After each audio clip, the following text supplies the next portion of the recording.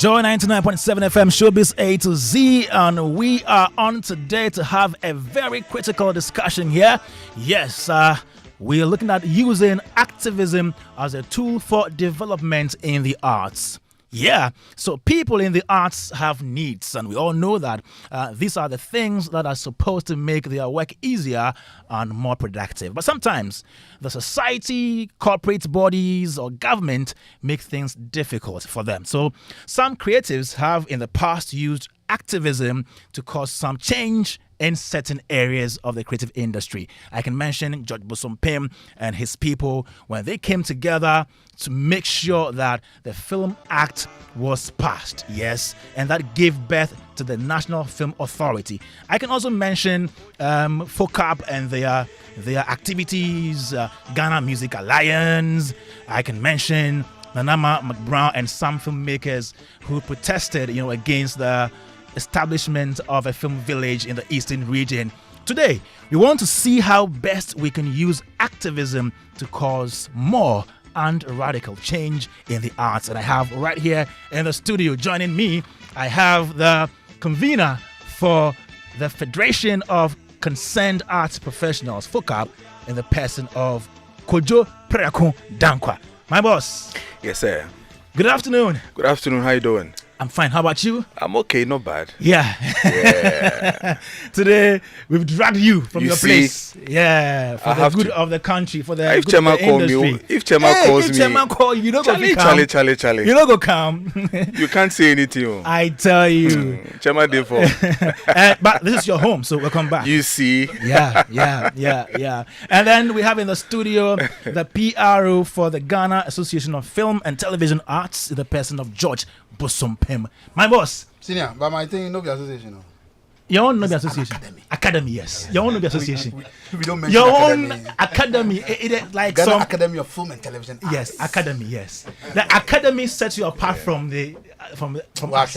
Association. No, see. Thing is that we have 10 associations. Yes. Together forming the academy. So as I say association, it's like I'm talking about just one of them. True. So we have a federation, we have an academy, and then let me introduce one from an alliance. Okay, so he is he is the president of the Ghana Music Alliance. 7 Xavier. Is it Xavier or Javier? You actually pronounce it X. Okay. Xavier. Say Xavier. Yeah, All right. Is it your first time joining us right here in the studio for this show? I'm actually surprised, but yes, this is my first time. Okay. I'm not sure why you did that to me, because I see TFM, I was with you every day. All right, so we have all these great men here, and they have been embarking on different courses over the years. Yes, talk about George, I mentioned that. Kojo Preako Dankwa, and I also mentioned Ghana Music Alliance, 7. Now, I would like them to tell us what they've been doing so far with regards to activism, their work in the various alliances and federations and academies. So let me start with George Bosompem. Why? Because I mentioned that. John, let me start. The academy has a long history, so yes, I'll give you all that. Yes, so all the background to that and your activities so far. Okay, the academy came into being in 2001, but before then, there have been different associations within the academy that were working. Okay. The producers, the directors, the actors, associations, and guilds. They were working just before the sale of the Ghana Film Industry Corporation. There have been some kind of gathering where they show films and do analysis and that kind of intellectual thing. Yeah. So and that's I would say, I mean, they did very well in terms of my forebears. Atuyani, Kofi Abikwe, Koansa, Chris Hesse, King Ampao, and then the younger generation that joined them at the time was Seth Sean Katai, who passed on. Okay. And then Zoko and Dr. Jimawindo. So within that period, and when they saw that this was going to happen, where they are going to sell the Ghana Film Industry Corporation, then they thought they should bring this organization together, where all the different crew could come together to form this academy. And of course, it's basically structured in the same manner as BAFTA. in the and British Center, and of course like Oscars, the same kind of thing, the academy, and it's purposely to shape the industry by virtue of influencing kind of decisions that are taken by government and whoever else in charge in terms of our sector, so legal issues like laws that are enacted, policies, so basically that's what they've been doing all these years since 2001. And that is what brought about the birth of the act that you mentioned, Act 935, which finally will push for them to get the National Film Authority. And I think that after that, I mean, they had a lot of, other associations and guilds coming up within that period. And they all came together to work towards that. Like FOCAP was part of that when we had to go on the street and demonstrate and all that, so the Actors Guild have been very, very good in that as well, so a few of them have come to join. Crew Association came in, all the others who came together for us to push for this thing, which was a very good agenda for us because we thought our industry was falling apart in terms of the film industry, and so we needed something that would guide us. And our forebears did so well because they had drafted the thing initially. We had done the back and forth. Of course, you know what happens when it comes to this activism.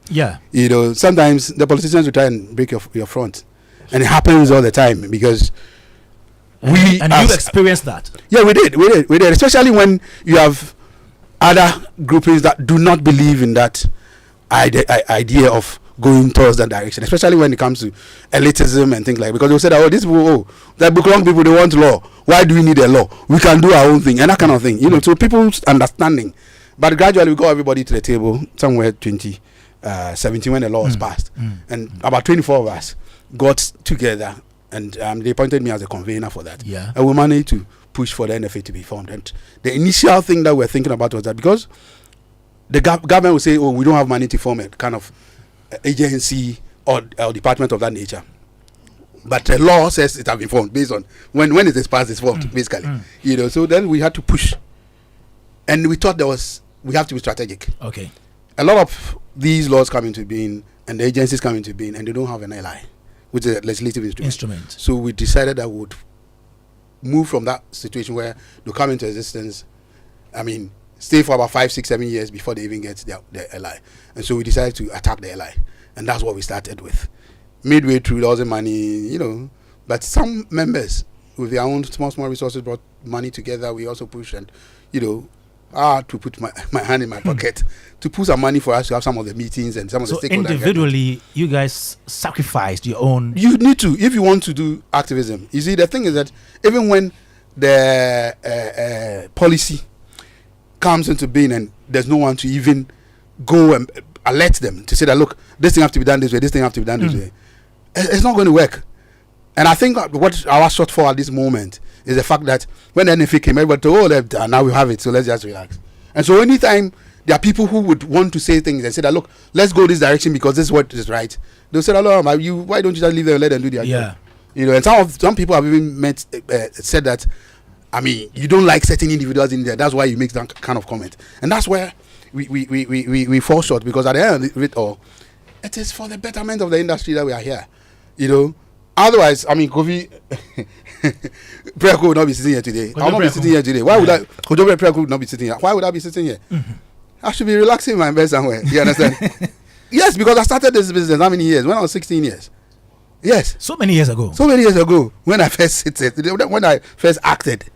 Because I started from stage onto screen and that kind of thing. But then I'm just saying that at a point in time, you'd realize that you need to fix systems that are broken. And how do you do that? And it's a collective. It can't be just one man's job. You understand? So there's that guilds and associations and that's their job. It's not only that the welfare of their members. Because the welfare of the members, that exterior thing, that policy and structures would help your people. True. It's not about just somebody dying, then you're going to donate money. Or when somebody is having an adult, you're going that kind of thing. No. We've gone beyond that. Because the truth is that it got to a point where some of our members, the creatives, were coming on air begging for money, isn't it? Yeah. Why should we do that? If the system is right, copyright, royalties, all those things are right and they are set well. But who are those who are operating this kind of thing besides the collective societies? Government. And so we need to push them to work. And in actual fact, we have put them there to work for us. And so we have, but the most important things are the rules and regulations, which are the laws. If we do not push the laws, anything that we do will not work. Why? Because somebody else will come and throw it away. And I always say that because I'm saying anything that we're doing, are we going by the rules? If it's written in law, you know that nobody, the next person who comes, because you can't be in that seat forever. The next person will come will not push it away. You understand? But if it's grounded in law, then nobody comes and it won't be easy to even dismantle it. Great. You understand? And so that's our focus. And that's GAFTA's direction where we're going and trying to fix things for all of us to Wonderful. be happy. Especially the younger ones who are coming. Because we have seen the problems already. See, we have seen the problems over the years. Like I said, when I was 16, I started this kind of thing. Yeah. I've gone through the different phases. I've met different people who have tried to fix the system. And they've passed on knowledge. The ones they could do and the ones they couldn't do. The ones they did and it was wrong. And we have to correct. You understand? And so all those things is what we are trying to use to push. But my other problem in this situation is that the younger generation are not learning from the older generation. I'll tell you for a fact that I sat at the feet of the older generation. That Tuyanis and the rest, nights, day and night, Ashon Kata and the rest. And they write. When they can't, so those days they're not having this kind of opportunity to come to sit the radio station to agitate and things like that. No, so they were writing. If you look at newspaper columns, Atoyani was writing, Times, Spectator, all the things, how things have to be fixed and how the film industry can lead to the success of this nation because of the development, in terms of development. Because elsewhere, even if it is clothes that people are making and those costumes are worn in films, people look at it and say, "Oh yeah, this design is nice," and they go and buy. What are they doing? They're giving jobs. Please, why do you think these younger people, younger creatives, are not learning from their older creatives? I don't know, but I think there was a gap at a point in time in our lives. But not everybody took advantage of that. No, not everybody looked at it in that manner that there was a gap in between us. Even, of course, in terms of even technology. It's another thing altogether from analog to digital. Yeah. It's not everybody who moved on to that kind of. That's the first thing. The other thing that also brought up that thing is that agitation between different groups. The associations and the guilds didn't help. Because, for instance, if you are a student and you want to be a part of GAFTA, you become an associate member from that time. Were we catching them young? We're not doing that. Most of the associations are not bringing in the younger ones to come and hold positions in there. So they see it's like, oh, this is just for the old folks. That's the first thing. The other thing is some of them to have that issue of not being, that kind of humility bit where they have to really, they become celebrities and things like that. They become stars. They've made a lot of things and people are saying, oh, they've done so well, and because of that, they think that they are bigger than everybody. It is only when they start growing old and they realize, before Charlie, become conscious of. Yes, but it's too late. The truth is that if it started early, it helps. Because then the mistakes that these old folks have made, that you didn't make because of the fact that you went to sit at their feet. And the truth is, for instance, I'm a teacher. And NAFTI. When the students are leaving, I tell you, look, you've left school. You've done a film. Yes. You have this certificate. You have a BFA, whatever. But when you get into the world of that, the industry, go and sit at the feet of somebody who has done it there and learn. That's called apprenticeship. These days, nobody does apprenticeship because YouTube and the rest are there. People just pick their things, they watch on the phone, and they are ready to just run and go and do things. And they get out of school and have a certificate to show that they've gone to school. And that's it. And they think they're directors, they think they're editors, they're whatever. No, you have to go and understudy somebody too as well. Because you see, the world itself, industry is always ahead of academia, whether I like it or not. Industry is always ahead of academia. So that's why a lot of people are working to do that, convergence of industry and academia. You understand? And so when you go in there, because there are kind of experiences that it's not in any textbook. It's not in any textbook anywhere. You understand? So those who have experienced it can pass it on to you. And so the younger ones would always have to look at it from that point. True. Look, there are situations where they think, oh, this man, when you go, he would do this, you might offend me. That's not what you want. Look, all of us, we want to sit at the feet of other people. They did things that we thought were wrong. Whilst we are also growing, we are correcting that. So there are things that we don't do because we learned from other people. And it's important that we have that kind of synergy and bring them closer and have the younger ones and the older folks come together and forge the future. Awesome. Because they have to hand over to you anyway. The next generation, you're the next generation or whatever. You're the next leader. And what it means is that you need to know all these things. It's just like your history. If you don't know your history, I mean, Bob Marley said it. I don't need to reiterate that. Yeah. You understand? So a lot of them do not know their history. They don't know where you're going to. And even the focus, because look, I've seen a lot of things that on social media where people just attend events and go and do photo shoots. This is why they go there and put it on social media. Oh, I met Kojo. Kojo. They know Kojo is a big presenter, Yeah, and they take a picture of it. Pictures with them. But the truth is that if he met Kojo, what was the conversation? That's more important than the picture. What was the conversation between you and Kojo? And how did you pass on some kind of ideas, and he also passed on some ideas to you for you to live your life in the industry? That's what you have to be looking at, not the picture. You see, and some of the things that they would even campaign for or follow, you marvel. The question is, have you thought outside the box to say that, look, this thing that I have gone to join, this is the end game. This is what is going to happen at the end, so that all of us will enjoy in terms of the industry. Yeah, George, before I move on to Kojo Preku Dankwa, what is that one significant thing that GAFTA has been able to do through activism? That one. Oh, I've just sent it. The National Film That is the Authority. film. The National Film Authority. That's That was a core thing, because at the time, 1996 in Ghana, the Ghana film industry was sold. The Ghana film industry was sold. You know, Ghana Film Industry Corporation held the industry together, and so the structures and everything was there. You understand what I mean? Yeah. So because of the structure, then all the structures crumbled. Yeah. So anybody at all could do anything at any time. You know, that professionalism and the standards that they are set, all of them just vanished. And so somebody needed to hold that. And they needed laws to back that, because Ghana film industry was basically like a kind of an authority on its own. Because everybody who wanted to do films in Ghana at that time would, one way or the other, follow the Ghana films to help them. If you ask Uncle Kwanzaa, he'll tell you, Kinampa, everybody, all the independent filmmakers who came within that period, they had to depend on it. Even when I was there, the Ghana film industry, they still used to come to us for equipment, crew, and all that. You understand? And then, so we set the rules. Because when you finish your exhibition, you bring it to us again and to go to our cinema hall. You understand? So we had control. Then that control just left us. So who was in charge? Nobody. It's basically just the Ministry of Information, which was like ISD, going to classify your film or that kind of thing. Finish. Besides the classification, which wasn't even classification at the time, it was censorship. You know, besides that, there was nothing. So which group held the fort? It's then GAFTA came in. FIPAG and the rest also came together to form that kind of thing. But then GAFTA thought that there should be laws, because without the laws, I mean, nothing can happen. Because, of course, people can do things and they go to court and you say that, look, after there's no law to back it. Yeah. So basically, if it's one, I'll say that is what we Good job. Let me move to Kojo Preku Dankwa, and he is the convener for the Federation of Concerned Arts Professionals. Kojo, so Yes, for how long have you been around? We started in 2018. 2018, okay. Yes, when some few gentlemen decided to look into what was really happening within the creative art space. Okay. Because we realized that tourism was leading. All discussions and everything was geared towards tourism.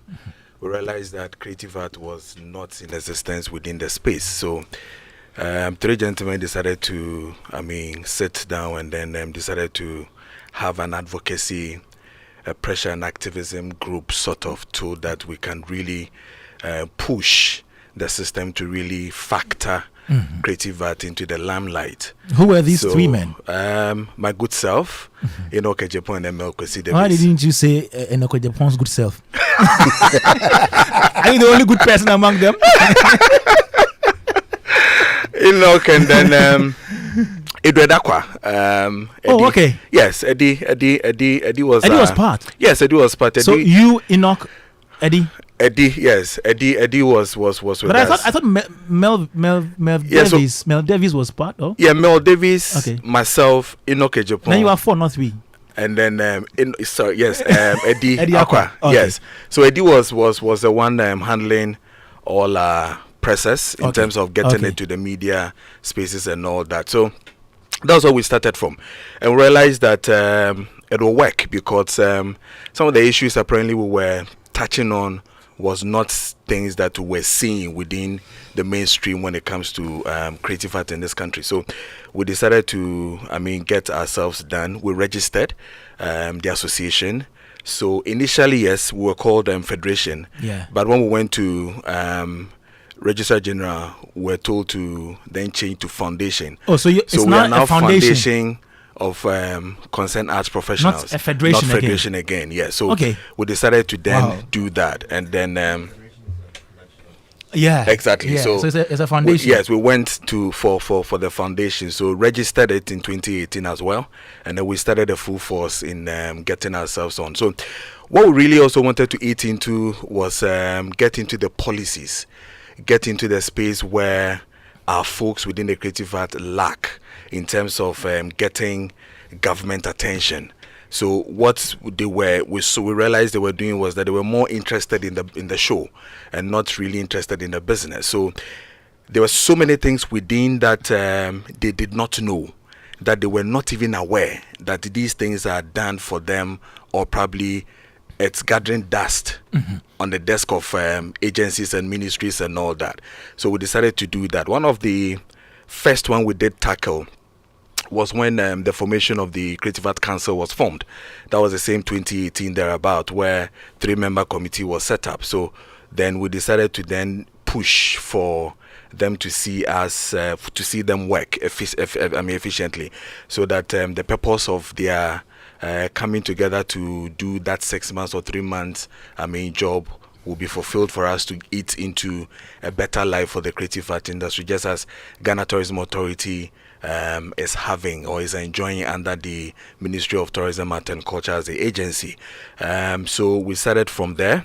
We decided to monitor, get updates, eat into the structure, the policies, the whole act that they brought about. We decided to eat into it and get some of the things that we think it wasn't right, that it needs to be changed and all that. So that was where we decided to start from. And then we also drank deep into the associations. What we also realized was that, like George is saying, most of the associations, seriously, are just created for welfare issues and all that. Even their welfare issues, they were not concerned in terms of monies that were taken from them and all that. Very interesting. You go to Actors Guild and you ask what is really happening within the guild, and nobody knows what is really happening. As we speak, for instance, they don't even have a president. There's a court issue taking you how many years, God knows, that we are still in there, and nobody is saying anything about it. That is where FOCAP wants to eat into. That is where we want to bring into limelight. We want to really touch that part of you, for you to now ginger yourself and realize that what is happening is not good. One of the things that we also did, that we had our first meeting, was with Musica, where we realized that the aging fund that Obo then decided to set up, we also looked into it. We realized that it wasn't really working effectively. As to how to get money to sustain the fund was a challenge. Apart from doing the ball gala thing that they do every year, the grand ball thing, we ask ourselves, what was the continuous thing that you're going to do to feed the fund? We had the ideas, we wrote to them. That's what we're doing. We do it, with them, we write properly to them.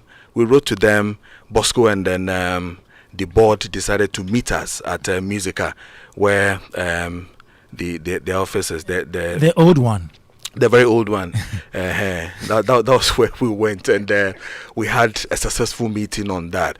We also poured our ways to see the age thing work for them effectively. So that's what we started dealing with it, and then we entered into the collective management organizations, the CMOs. Again, structures were also very, very poor. They were not really getting themselves ready to see accountability done. So for instance, you find a whole CMO which is fixed, and then the same board operates as the same managers for the same CMOs, which was very, very illegal, but it was running. Then we're like, okay, listen, these things have to come to limelight. So we do that. We have discussions on it.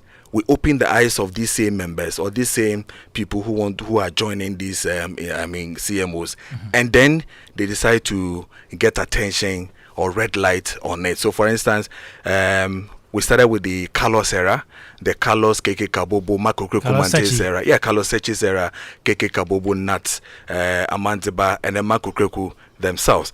I mean, pushing for this thing for us to even have the auditor's report, okay, on their time. And it was I mean, when you see the report, it is deadly.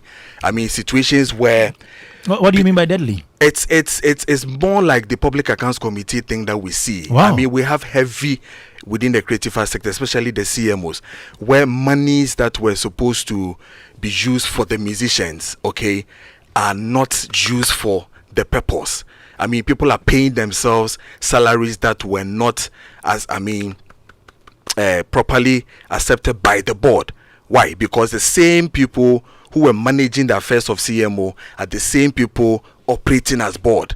That was very illegal, but people were still looking at it, and we thought that, listen, we need to get this thing out there. We managed to get the whole file or the whole document. We started blowing it up for everybody to also see the mess that was really going on there, until the same members decided to get up and then do what they have to do and all that. Same applies to ASOG. We also did the same thing with ASOG, where ASOG also, we went into their space. They also have a lot of challenges. Monies are really but going. ASOG was before GAMRO. Yeah. ASOG was before it was actually split into 3 parts, for the various CMOs. No. Initially, it was ASOG for all the copyrights organizations. No. You're talking about COSGA. That's COSGA. You're talking about So COSGA. ASOG is just GAMRO. audiovisual. Okay, yeah. Audiovisual, yeah. So the visuals, the No, I was mistaken that for COSGA. Okay. Yeah. So that too was a total mess. We pushed for people who really wanted to see things done very well to court. For instance, we did that. Where we found Jifa and then another Emmanuel and all that taking matters to court because we wanted to see justice done. So we pushed for it. And then it was. We took it to court to see how things will be done and all that. Eventually, things were done in such a way that the election was supposed to be held. They did, even though they still have issues that we know is still not gone, but at least the limelight was put on it. And then we saw something really happening. From there, so we've gone back to back with this thing. For us to even join NFA, to form an NFA action group with George Gafta and all that, we form a whole association to go for picketing to see us get the act having its institutions working, i.e. the executive secretary, the board to be established, because something that has been done since 2016. Like I said, again, the same industry players are not really ready to talk about these things. So if GAFTAM and then for them to push for this thing, we also supported for us to see how this thing will work. And indeed, we had this thing worked. We had a meeting with the minister until we get this thing done. Latest by I think less than a week before Christmas, President was able to get this thing fixed and all that. So for us, there's a whole lot of achievements within the space. Okay. And then seeing us, projecting certain things that we see. Now the recent one that we are still fighting, we'll continue to fight till we see the end result of it is the CAA, the Creative Art Agency Act, the 1048, which I know will surely come to that anyway. Yeah. But for us, we are bringing these things to limelight for people to see that these are the challenges that we have within the space, and then what we can do to some of these things. We uniquely, from where George and his group and others are coming from, we really just put some little pressure and activism in terms of giving it some energy. For them, they were doing it very formal. it's hardly you're going to find them do anything within the media or issue press releases on certain matters and all that. Who did But that too? They did. Who did that? yes, but recently They did that. it is not. I mean, you barely find some of these. Maybe groups. yours is more frequent than theirs. You understand? So And besides that, the media is not friendly that much. Let's be honest. Are we? with ourselves. Are we not? no, they are friendly. I mean, the media is Oh, friendly. because you're media man, you're saying they're media. Oh no, Judge, Because we- there are Judge, we situations are. where issues come up, you go to them and they want to talk about Sisi, that slave queen, we did something and they saw something that's nudity and those things. And they'll stay on it for one week, 2 weeks, and they're still talking about it. And yours will be like just an announcement.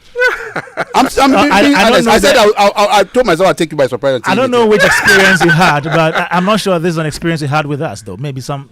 It's a Yeah, general because thing. It's a general thing. You see, it's the producers and what they put their focus on.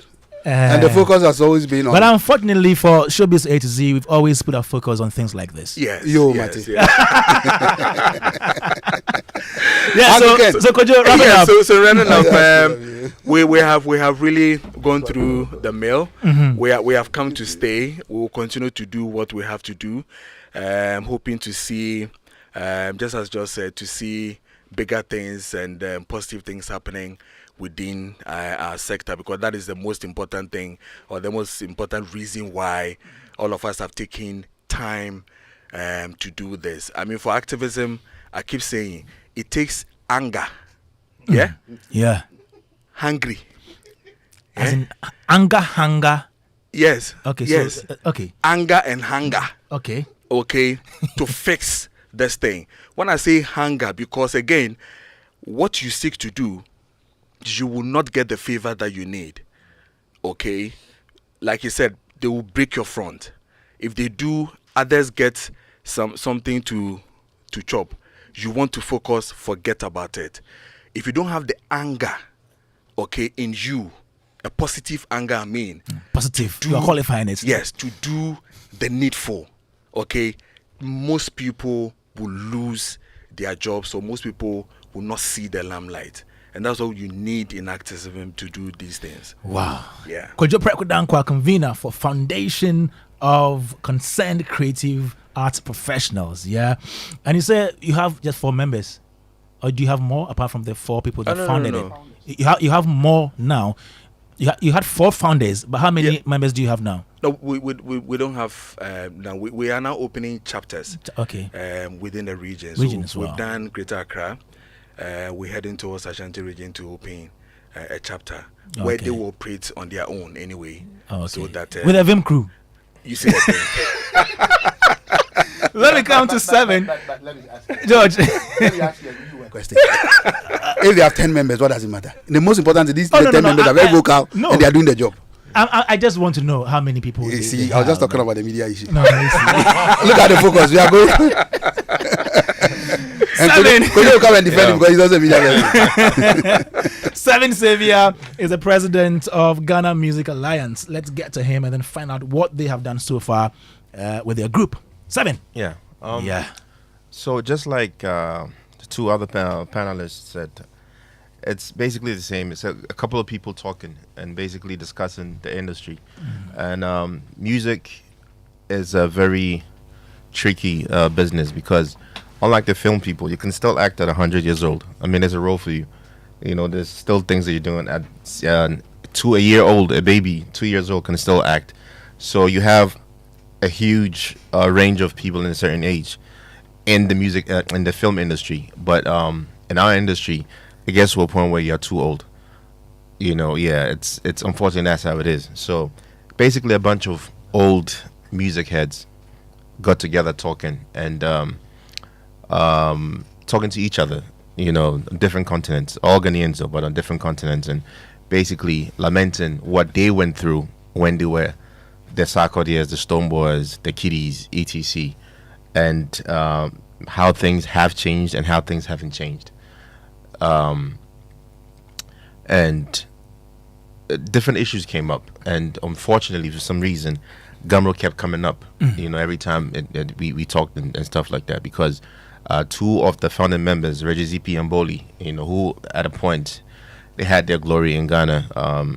They are still in music, actively in the UK, and they would talk about the royalty checks, coming in, and I don't think any Gumroad member gets anything close to what they get when their checks come in, which doesn't make sense because it's not like they are on the level of the bigger stars here. It's basically they're doing what they could. It's not like they're putting everything into it, but you can see they're making some money. They're living off whatever that they're doing in terms of music. Meanwhile, the biggest artists here will probably not even make a quarter of that money.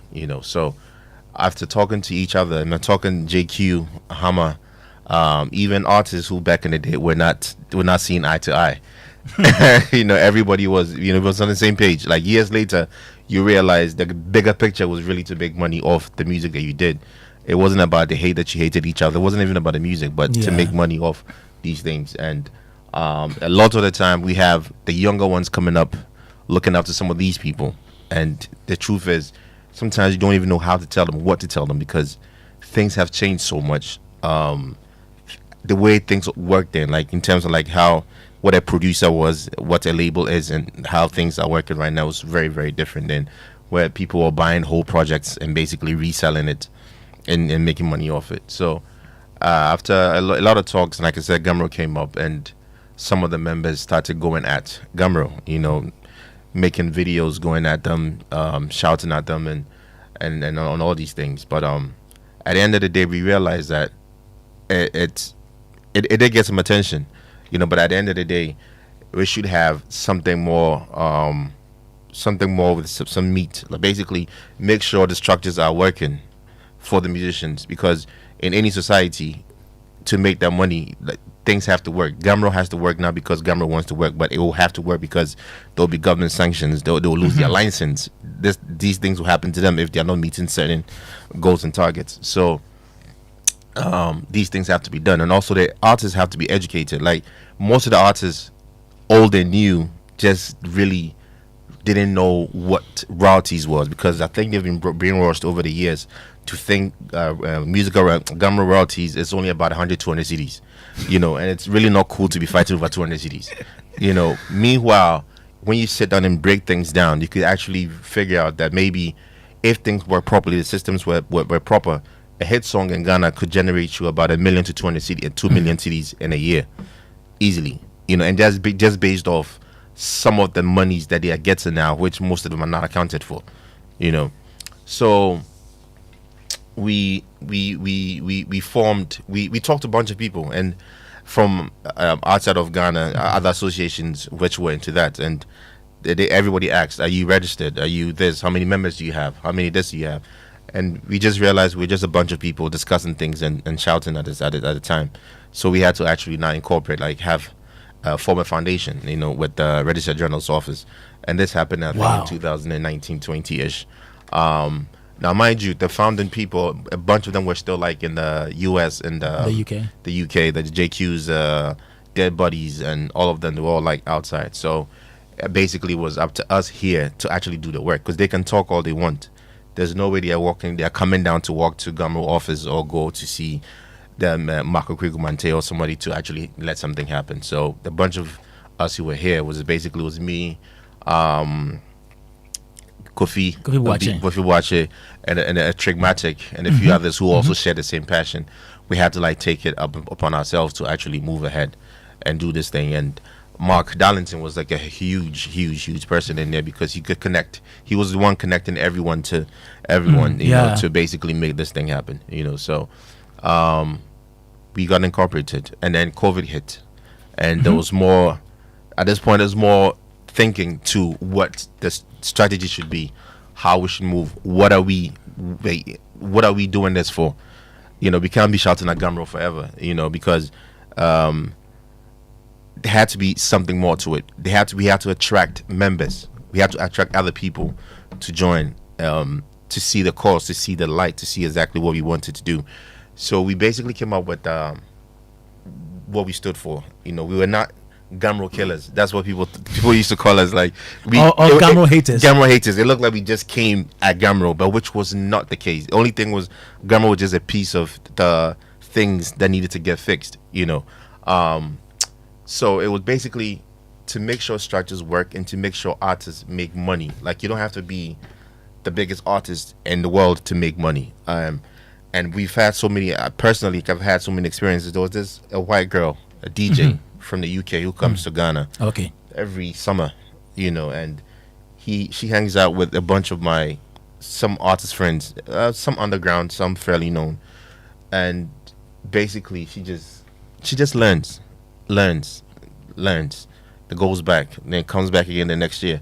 And I found that most of these trips was being funded by PRS. That is like the Gumroad version.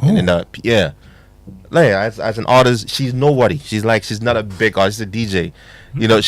She gets funding to basically come and learn what the music we are doing. And as you speak now, there was an artist called Bright who got a label deal in the UK. And he went to the UK, so they linked up, and then they have a group now called Mina and Bright. The girl's name is Mina. They've had countless songs being synced for like Samsung, Adidas, Nike, and I'm talking deals that are worth like at least $150,000, $200,000. Yes, but our musicians don't have the luxury to learn to, get into that space. Like, it's either somebody took you in and then you were moving or you were not. You don't have the time or the money to focus on certain things. Even if they want to learn instruments and stuff, it's not that easy. So anyway, so we just realized we just want to make sure artists make money. You don't have to be the biggest star to make money. Like, you should be able to do something to contribute enough to music to be able to make money. So that was just our goal. Okay, so how impactful have you been with your activities so far? So far, I'm very happy with some of the things that we've done. And just going off the rants that we did during the COVID time and the Zoom meetings and stuff that we did, and the spaces and things that we did, and the clubhouse, and all that stuff. I mean, that's what the younger generation knows. I remember we had a website and everything with information, and then they tell us, "Oh, is it on TikTok?" you can really go to the Gen Zs. No, they just want TikTok.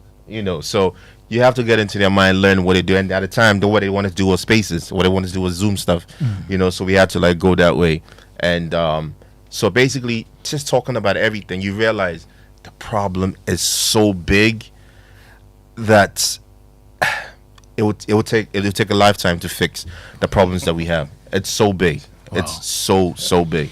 Okay, we'll try to see if we can find solutions, or we can proffer some, solutions to some of these problems right here today on the show.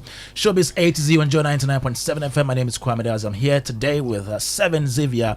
He just spoke. He is the president for Ghana Music Alliance. Also right here with me is Koju Prekodankwa, who is the convener for FOCAP, and then George Bosumpim is PRO for GAFTA. But we're also here with our beloved uncle Ken Addy.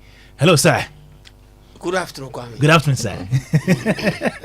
So today, how are you? I'm doing well. Good to see you. Good to see these guys. Yes. They call themselves activists. Activists.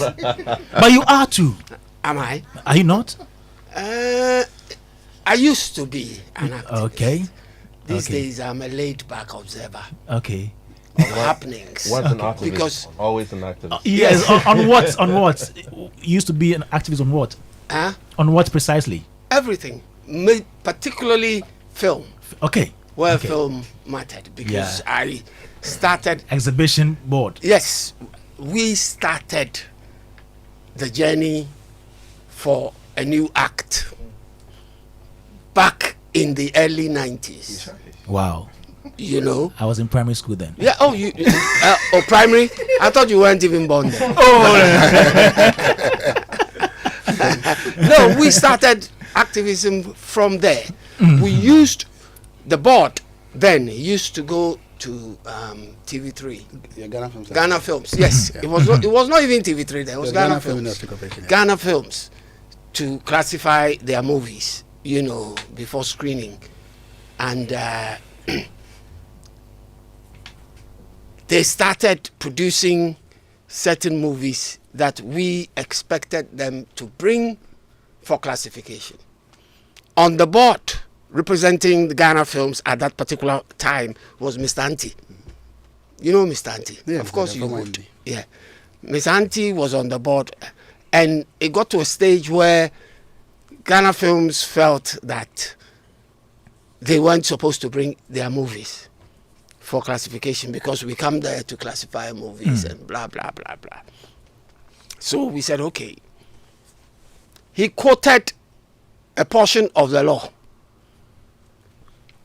which did not, compulsorily mandate them to bring movies for classification. Interesting. Yes. And that was the defect in the old law, the PNDC law. Yeah. So then we sat down as a board and we thought it over and we felt, well, we needed to change it. How can we change it? We can only change it by clamoring for a new act to include, because the old act did not have television. Okay. As part of, the areas where you could go classify movies. It was just film. 16 millimeter and 35 millimeter film. That was what was in the old act. So you needed a new act to incorporate all the new happenings in the industry, television and others. That was what started the advocacy for a new film bill. So it went through stages. And I'm telling you, we started this thing in early 90. See when it was passed. 2016. It was passed in 2016. Why did it take that long? That's Ghana for you. So as he was speaking, you know how he ended his speech? It's big. He said, oh, there are big, big, big, big, big issues. And I just sat here and I said, He has realized it. So all these guys sitting in this studio, Charlie, kudos to them for even bothering to do something. Because you see, they hit brick walls wherever they pass. They hit brick walls wherever they pass. Kojo, when they were setting up FOCAP, got in touch with me. And Kojo told me, you remember? Yeah. Kojo told me, again, we are starting this thing and we hope you can become a part of us. Because I've worked with Kojo from the setting up of Asempa FM. Yes. Kojo used to be my producer. Ekosi saying. For Ekosi Sen. Kojo produced me on Ekosi Sen for a year. With your sweet Equiapim tea. And Ghana Muntie. Yes, we had another one called Ghana Muntie. Yeah. Ghana Muntie was like the Newsfile sort of. Ekosi Sen Newsfile. Yeah. On Fridays, Yeah. we had a good time, for about a year. Yeah. So I've known Kojo for a very long time and worked with him. And we get along very well. So when he was going to set up FOCAP, these things, he got in touch with me. He told me. So I said, Kojo, I'll give you my blessings. But Mamin Techi, the advice I can give you, I would. And I've spoken to him a few times on it. So I commend them for the effort alone. Because Kwame, and yet easy, like they've said. At all. Look, when you have to resort to activism to get certain things fixed in an industry, then it means that the channels of communication to the powers that be in that industry are broken or not there. So the only way you can get around it is to activate and go out in the public, state your cases, and then when you are lucky and people buy into it, you get something out of it. That is what they are doing. the word lucky. Yeah. You need the luck. It's true because not everybody understands the direction you're going. Yes. You see, and that thing about populism, there's a lot of, I don't want to use the word here. So this is when Gamancha producer called me about this topic during the week. I told him, I love this one. Yeah. This is the type of topic I love. Because you see, we're going to be ironing out the issues. There are plenty. And Kwame. Missy. Missy, uncle. Papa. Too much. Too much. So I'm looking forward to the conversation as we go along. All right. Okay, Uncle Ken, Can I tell Uncle Ken something? Yes, tell him something. Tell him something. It has nothing to do with activism anyway. I want you to come and relax next week. We are doing, senior citizens outing. Oh, at the Aviation Social Center. And I'm inviting you next week to come there. And it's something that we're doing for the International Day of the Old. Oh, okay. Yeah. Oh. So I'm inviting you there. I And will. I'm inviting all of you to come. No, they are not old folks. So they are young people. They should come and see the old people. Oh, but our uncle is coming. We can come with our uncle now. Come with your uncle. Because there'll be live band music. Nice. Games to play. Nice. And the health checks and all those kinds Oh, of I stuff. would come. When is it next week? It's from 9 o'clock to 6 p.m. So there's a Next week, Saturday. Yeah, next week. 9 in the morning till 6. Yes, 6 p.m. You want to take Uncle Ken away from our show? No, you come. You So come. You come at 3:30 by 3:30. Okay, so you come in the morning, And maybe you, then. you would have had his Yes. nice lunch Yes, there as yes. well, and all those So things. by 3, Play I'll some be back. games and all that kind of thing. Because Before you come this show, they are even give up my football Then when Liverpool please, are playing. please. When Liverpool are playing. George, and it's an entertainment program, so you can come and cover. And George, I have one request. In case we're not able to come with him, when he's coming, I should bring give you him the goodies. Yeah. No, the lunch. So the lunch at 12:30. Yes. So that you can leave after that. Yes. And they want me to bring their lunch. Yes. Don't worry. There are Right. a lot of our citizens, I'll are come, older I'll citizens, we are not doing a lot of things for them because I'll when it comes to come. entertainment and culture and those Yeah. things, we leave them out. And so Yeah. that's the essence of this particular program. So That's that we bring great. them all together. Nice Most one. of them, I mean, they play their normal tennis. Somebody after, Yeah. older than 60, 70, they still play their tennis. They go out and do their normal work. But this is kind of a situation where they can network. Associations, the retired associations, all of them are coming together. Some of them are coming Good. to just support this thing and enjoy themselves. And we are hoping that we can do it every year. And So that meet we can new bring- people, Yes. both sexes, I mean. and dance. don't be switching. Don't be switching songs. Wow. So we are inviting all the older citizens. Come out there, come and have fun. They will be there. They will be there. Uncle will be there. Thanks so much. Okay. Joe 99.7 FM, Showbiz A to Z. We are talking about activism in the creative industry, how we can use this as a tool for development in the art. And so if you have any ideas of how we can do this, send them to us on 05511111997. Now, let's go into the issues, the problems, the myriad of problems, and then we look at how to tackle them with activism. Now, let me start with some of the promises made in the NPP manifesto, 2020 manifesto on creative arts by the NPP. So, I'm reading. So, this was what they promised the industry, the creative arts industry. One says, we will set up the Creative Arts Fund to support artists. 2, in addition to completing the theatre in Kumasi, we will construct new theatres in Takrady and Tamale. Given that our artists do not have the capital to set up studios, we will, as part of the entrepreneurial hubs strategy, establish in partnership with the private sector large recording studios in Accra. Please underline large. Large recording studios in Accra, Kumasi, Tamale, and Takrady. Recording artists can rent space to do the recordings in these studios. We will build, so let me go to 4.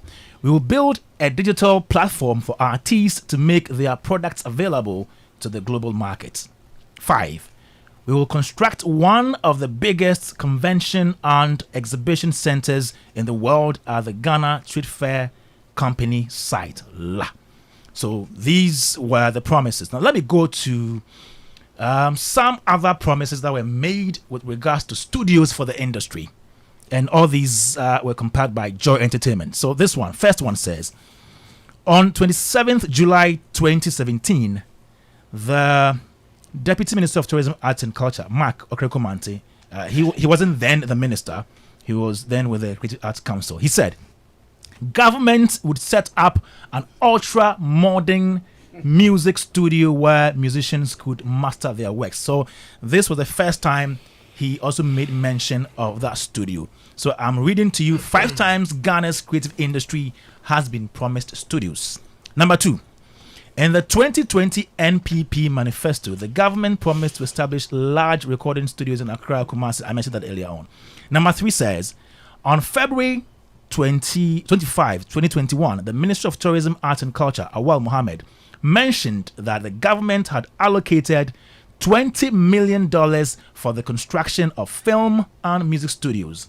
He said this when he met the appointment committee of parliament for his vetting.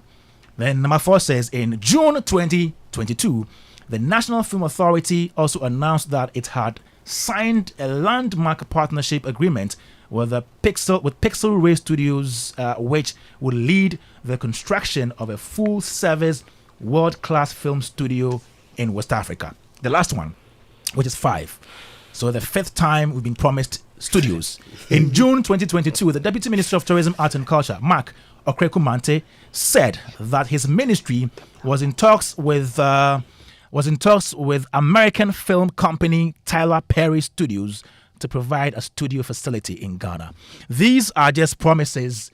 Yes, these are just promises. And even before we go on to you, I come to you. Let me also list some of the things that industry people think should be done for the industry. You know, fixing the royalty system in this country. Theaters, getting theaters. Yeah. And then we have funding for the industry, AC system at the National Theatre, and then when you go to the National Theatre, they don't have a standby generator in case you go there and there is doomsaw and there's a problem. Now, the LI for the Creative Industry Act 1048, also another problem in the industry. There is also this issue about AFRIMA and how some money that was allocated cannot be accounted for. Another issue in the industry. Now, policy making is also one big issue bedeviling this industry that people like George Kojo, Seven have raised a number of times. Then there is this issue about celebrities not allowed or barred from plugging alcoholic beverages. One other issue that I think Magdalene of Alliance also took to court. Then, apart from that, the betting companies as well. And then the issue of non-functioning institutions in this country. These are issues that people in the industry think need to be fixed. But let me come to you, each of you, to tell me, your biggest of them, of all these issues. Which of them do you think interests you the most? And which of them do you think needs urgent fixing, if maybe one or two? And then moving forward, we look at the strategies to use as regards activism. Still here, Joy 99.7 FM. You can send in your messages right now to our 055-1111-997. Let me start with you, Kojo Prekwadankwa. Very interesting. I see. I'll start with the political manifestos. Yeah.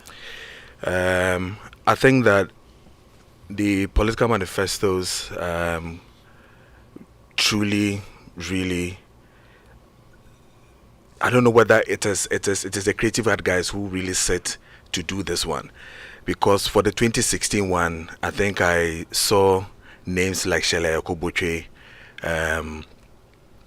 heading the committee that sat to do the 2016.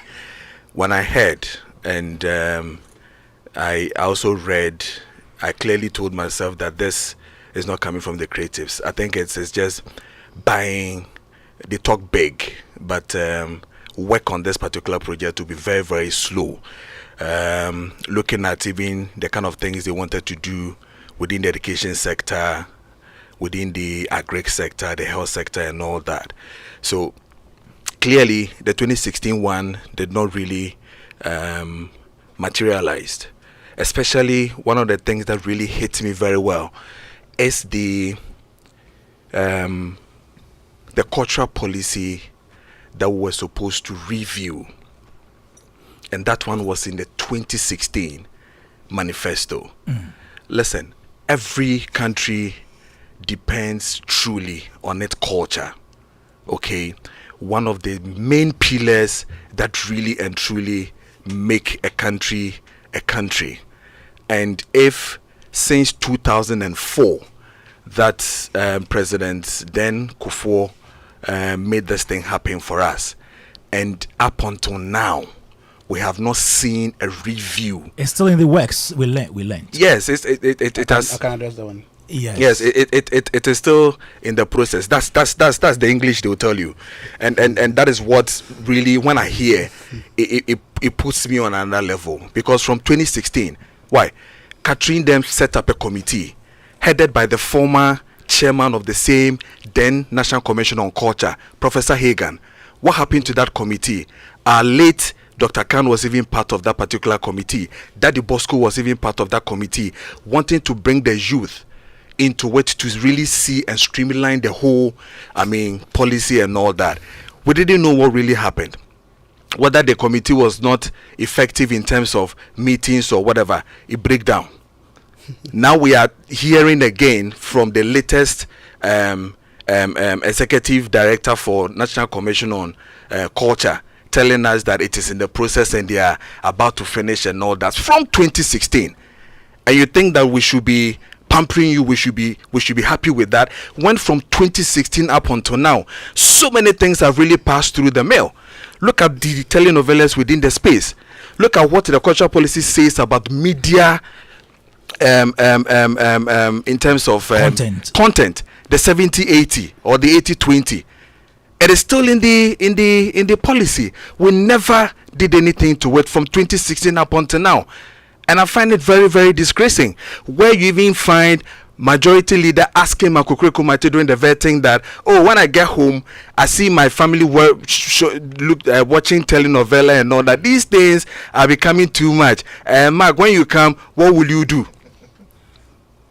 And I ask myself, if parliamentarians are even asking questions when they know, or they don't even know, or they are not aware that there is even a cultural policy, then we are doomed. And that, for me, is one of the critical things that the MPP, in terms of their manifesto, they should have even finished with it long ago. But hey, look at us, 2017. 7 years now down the line, we are still talking about reform or review of that same cultural policy. I know they're going to come and tell you that, we don't have the money, we're going to look for this money, we're going to do this and all that. We've sat down. Now the critical moment of LGTB and all those things are within the space. How are you even going to have that confidence and even the money power to even push for it? The very last one that we did, who even financed it? It was same from the foreign people who financed the same cultural policy. This time the German government, right? Exactly. World Bank. You understand? So it's a whole thing that really and truly, for me, from 2016 up until now, the manifesto for me becomes a 419 manifesto that I really and truly feel that 419, because you don't believe in the it has never happened. Items in there. Okay. The items have never happened. It will never happen till they leave. You understand? Not even one? Not even one. I'm telling you, not even one will happen before they even finish. You understand? There is an amphitheater being built in Kumasi. Please, we were told in 2022 that before we end the year, we're going to have 5 amphitheaters. We were told in November, knowing very well that November to December, you can't have 5. But the same minister was telling all of us that by end of the year, we'll have 5. Jan Krumah came to tell us we'll have 3. Same people. Now 5, please, 3, 2, Jan Krumah, 1. Please. Jan Krumah. That illegal. No, please. For those listening who want to know who you are. Jan Krumah is the daughter of President Nana Akufo-Addo, who is currently occupying a position that she doesn't deserve, or she's not authorized. She's not the executive director, executive secretary of the Creative Art Agency. She is the illegal executive secretary. Why do you think it's illegal? Very, very illegal. And I'm surprised we are still sitting on this matter, and president is still watching, ministry is still watching. Listen, what our people have fought for, Ken Dems have fought for, we have got it today. Now, if we have Creative Art Agency Act 1048, that gives the president the power per the constitution, Article 195, okay, that gave him the same power, okay, to appoint board chairman for NFA, to appoint an executive secretary. Okay, the same power gives the president that authority to appoint an executive secretary and then a board for the same Creative Art Agency we have now. Now, people should listen to this. Creative Art Agency is supposed to work for the creatives within this country. Look at this one. You see how GTA works. GTA is Ghana Tourism Authority. It works with the tourism industry. It is working perfectly. That is where every tourism people, when they have challenges, they have issues, they need benefits, they need everything, they go to. Restaurants and everybody attends to that. Creative art industry is supposed to attend to issues with creative art agency. Okay? And we have sat down for this thing to go the way it is going now. You've not told us why you think her appointment is illegal. She has not even appointed in the first place. Nobody has appointed her. She is there by herself. She is there by, I don't know which authority that made her to be there. As Koyo, is she substantive or acting? There is nothing like substantive or acting anywhere within. How do you know if she's received her appointment letter? If she receives her appointment letter, we have to know. If President appoints a chief executive officer for VRA, it is not done in darkness. We all know. Officially, you need to tell us. Then it means that government doesn't respect the creative art people. You don't give us a leader when we, the creative art people, do not know who and when you are appointed. In any case, where is the board? The board that is supposed to sit and work, okay, for executive secretary to be doing the job, okay, where is the board? And where is the chairman? There's nothing like that. So for me, it is a non-starter for us to say whether there's an acting or not. The law says that president is to appoint an executive secretary, not an acting executive secretary. Right. Okay? So we do not have to even find in the first place for us to even have an acting. An example, we finished the NFA in 2016. We should have then had an acting executive secretary for NFA from 2016. Why didn't we have it? Until now that we did the NFA action, the picketing and George's people and all that, then we formalized it. Then they went to Flagstaff House or Jubilee House for them to be inaugurated. We saw it. That's why Socrates was dancing. Today, we are back with Creative Art Agency and we are sitting here making it look like it is nice, it is okay because the president's daughter is there and we should accept the fact that that is how it should be. It is not. This is a situation where we even find ourselves as we speak. A $2 million contract that even went through for painting.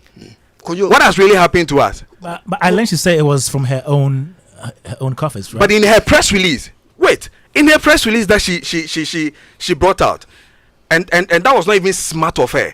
In her press release that she brought out, she said that she started this project from 18. That was his agenda. Creative Art Agency was done in 2022. So what are you telling us? You think we are kids? Maybe out of their own volition. It is not. And if you want me to show you the genesis of Creative Art Agency as to how she came there, have you even questioned who brought you the logo of Creative Art Agency? Do you know who owns that particular logo? Who? Jan Krumah owns it. How do you know? When they had the Creative Art Council, what was she? She was executive secretary. Mark was the president.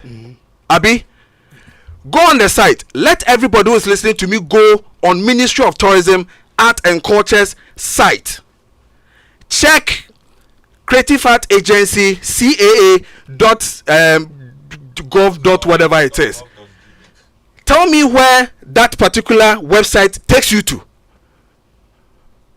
It takes you to It takes you to a personal website of another Creative Art Agency. Check who is the owner of that particular site. Check the addresses of these two websites. Go to the Ministry of Tourism, Art and Culture. Check the address that is there, Kanda. Check the website that it will lead you to. That website was set up in 2018. Was it then that Creative Art Agency was done? The Act 1048 was done? We are not kids.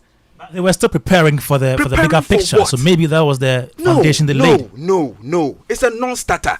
Some of these things, like I said, it takes anger and then hungry to talk about these things. If you don't have it, you can't talk about it. And we've done our research, double-checked. And that's why we are too bold to even speak on these matters. So ask yourself, when they were doing the Creative Art Council, when they decided to do the bill, when they decided to do, they didn't even do enough stakeholders meeting with the bill that we have now. When they even decided to go to cabinet for them to even take a decision to make it an agency instead of a council, did they come to stakeholders? In any case, all these things that I've mentioned, are you saying they didn't? They didn't. Please. Because you were not invited. One stakeholders meeting at Attic. That's what we did on the bill until they went to Koforidua to meet the select committee. When they met the select committee and they came back, did they come to you again? Remember, your CAA Act was passed under what? Certificate of Emergency. Exactly. They passed it through emergency at Parliament. You think why? That was close to the end of the MPP Why tenure. do you think they were in a rush to do it for you? Because they wanted to serve their purpose of the manifesto. Was it not because you, the same people in the arts, were giving them pressure to pass it?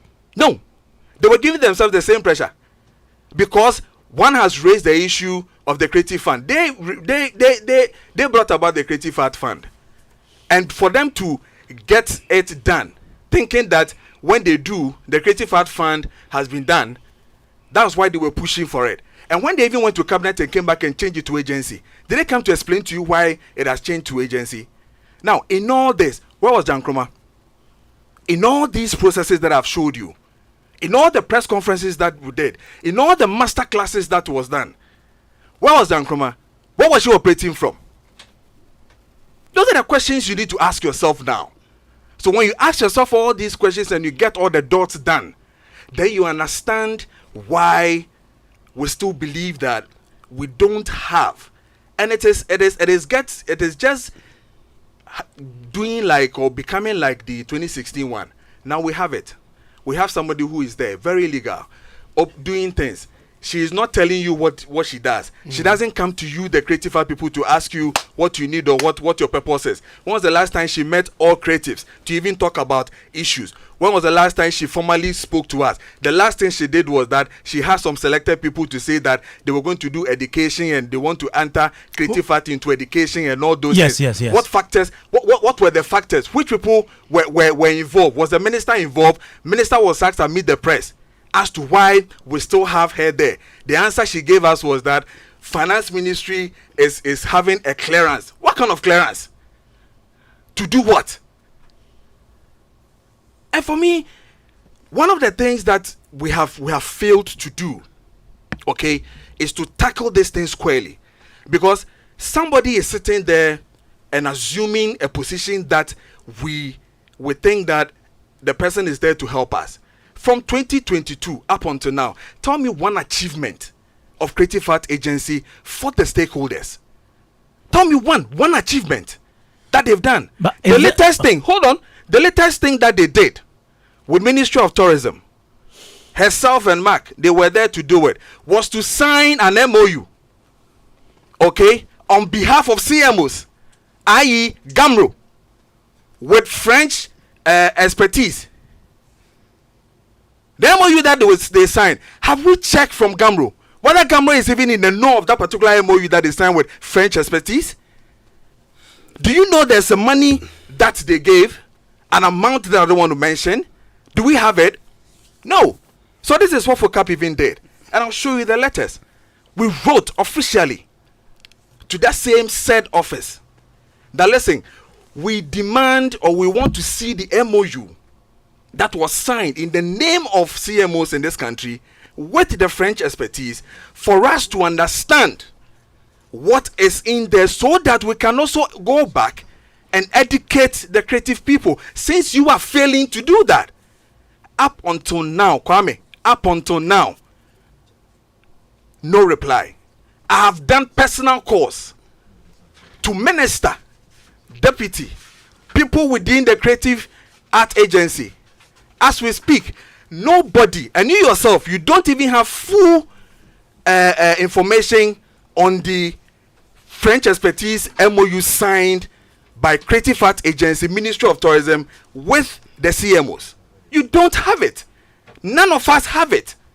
So who are you working for? Who are you working for? So that's the more reason why we keep saying that if we don't fix that particular institution, okay, for it not to become a private thing for somebody, instead of making it more for the creative industry, just like GTA, we'll end the year, we'll end the regime of Nana Akufo-Addo. These people will leave, even if they're able to break the 8, or they don't break the 8, cost 90 for that emergency thing that they pass for all of us. And it is a failure, a big failure for the industry. Thank you very much, Kojo Preako Dankwa, convener for Foundation of Concerned Arts Professionals. Oja, Oja, Oja, Oja, Oja,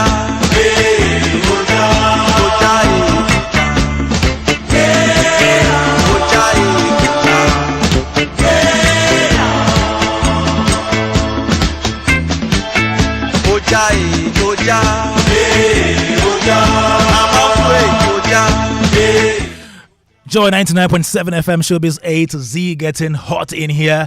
We're tackling activism in the arts industry, and as of now, we're looking at some of the problems of the industry. Then we find out ways of using activism to solve them. Our men here have tried in the past to do some, but how can we do more, in our bid to change the arts in a positive way? Still here on Joy 99.7 FM. You can send in your thoughts right now on 05511119997. I'm here with Uncle Ken. I'm here with George Bosompim, Kojo Preako Dankwa, and Seven Xavier. Oh, alongside my big man, Chief Moment. Yeah, I've no knowledge. All right, so let me go to Seven Xavier. He is with Ghana Music Alliance and ask. I mentioned a lot of things, a lot of promises that were made to us, the industry, and then other expectations from the industry stakeholders. Which of them do you think, or which of them is dear to your heart that you want to address now? Seven. Could you repeat like one or two of them? Okay, so the theaters, we mentioned Creative Art Fund, mentioned a digital system, online to market the wares of artists, and then we mentioned the National Theatre AC generator, Creative Arts Agency, the Act 1048 LI for that, mentioned Afrima accounts, mentioned studios, the promised studios, 5 times were promised studios, mentioned ban on celebrities in plug-in alcoholic beverages, betting companies, and then also mentioned non-functioning institutions in the art industry. A lot of them actually. Okay. Yeah, a bunch of them actually touched me, but the Creative Arts Fund was something that as I have talked to a couple of other musicians about and other stakeholders about, because I found that out during the period, was it 2022? Yeah, last year. We worked on the LI with a couple of people, and that's how I found out there's going to be a fund and everything. But at the time, I didn't think much of it until the work was done, and then later I said to myself, what if this fund basically works like a way to pay back artists or creatives who are aligned with that particular party which is in power at the time, because any party comes in and 100 of us apply for funds or loans, they will definitely look at whoever makes music and songs for them, whichever actor or actress shouts for them on TV and everything, so I think it is definitely a good idea, but we as humans, we as Ghanaians just don't ever make things work the way they're supposed to, so I think if it will work, we have to like really put a tight lid on how it should work, and the approval processes and everything. It can work. It can work. We just know ourselves. I mean, I know how things work in Ghana and how something so good can be turned so evil that it doesn't make sense anymore. So And I know Gamro has been very, very instrumental in all these. Alliance yeah. has been instrumental in all the Gamro issues. Yeah, here and yeah. there. How far with your advocacy for, how do you call it, putting Gamro in shape? Well, we wrote a couple of times to the Attorney General's office. We actually went to his office. We met with the minister at the time. 2020 at the time was Catherine Afeku. Okay. Yes, we met with her. We met with Mark. And the funny thing was at the time we went to see her first before we came to Mark, and then Mark was like, "Oh, you should have come to me first before you go into her," and it was true. Basically, everything that we talked about or said, everything was brought back to Mark. So that's when I realized, okay, Mark is definitely the person in terms of like creative arts for the party. So okay, so we went to see him, and we had so many complaints about Gamro. So many complaints about Gamro. So many not just complaints, but we also had things that could be possibly done to change things around, because in this day and age there's so many examples of things that they are not doing right that are being done somewhere else that they could easily emulate, that they could easily, Which are things like? one of the simplest things is, so I got a call from a producer in the northern region, and he only saw me on TV As or a heard music me, producer? a music producer on from the northern region. Okay. And he had done a song with D Black and Stoneboy, and he went on a website, right? He went on a website to check the music splits, and this website actually belongs to ASCAP and BMI in the US, right? But the splits for Enjoyment Minister, D Black? D Black with Stoneboy, Yeah, that song. yeah, yes, it's on that website because D Black is signed to a BMI. So once D Black is signed to BMI as a PRO, the splits of every artist on there will show up. So he was able to go on and verify what percentage he's getting, what percentage Stoneboy is getting, what percentage D Black is getting, and anybody else. I think it was the last person involved in it. There's no transparency in what we do. Gamro doesn't have a functioning website.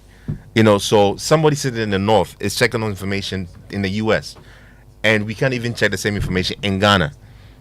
So that was when I actually found out about the website, and I said, okay, Gamro, see, you should be able to go to your PRO, and let's say if you work with another artist on the same PRO, basically just tag them like, hey, this person on the same PRO is making 50%. This. Yeah.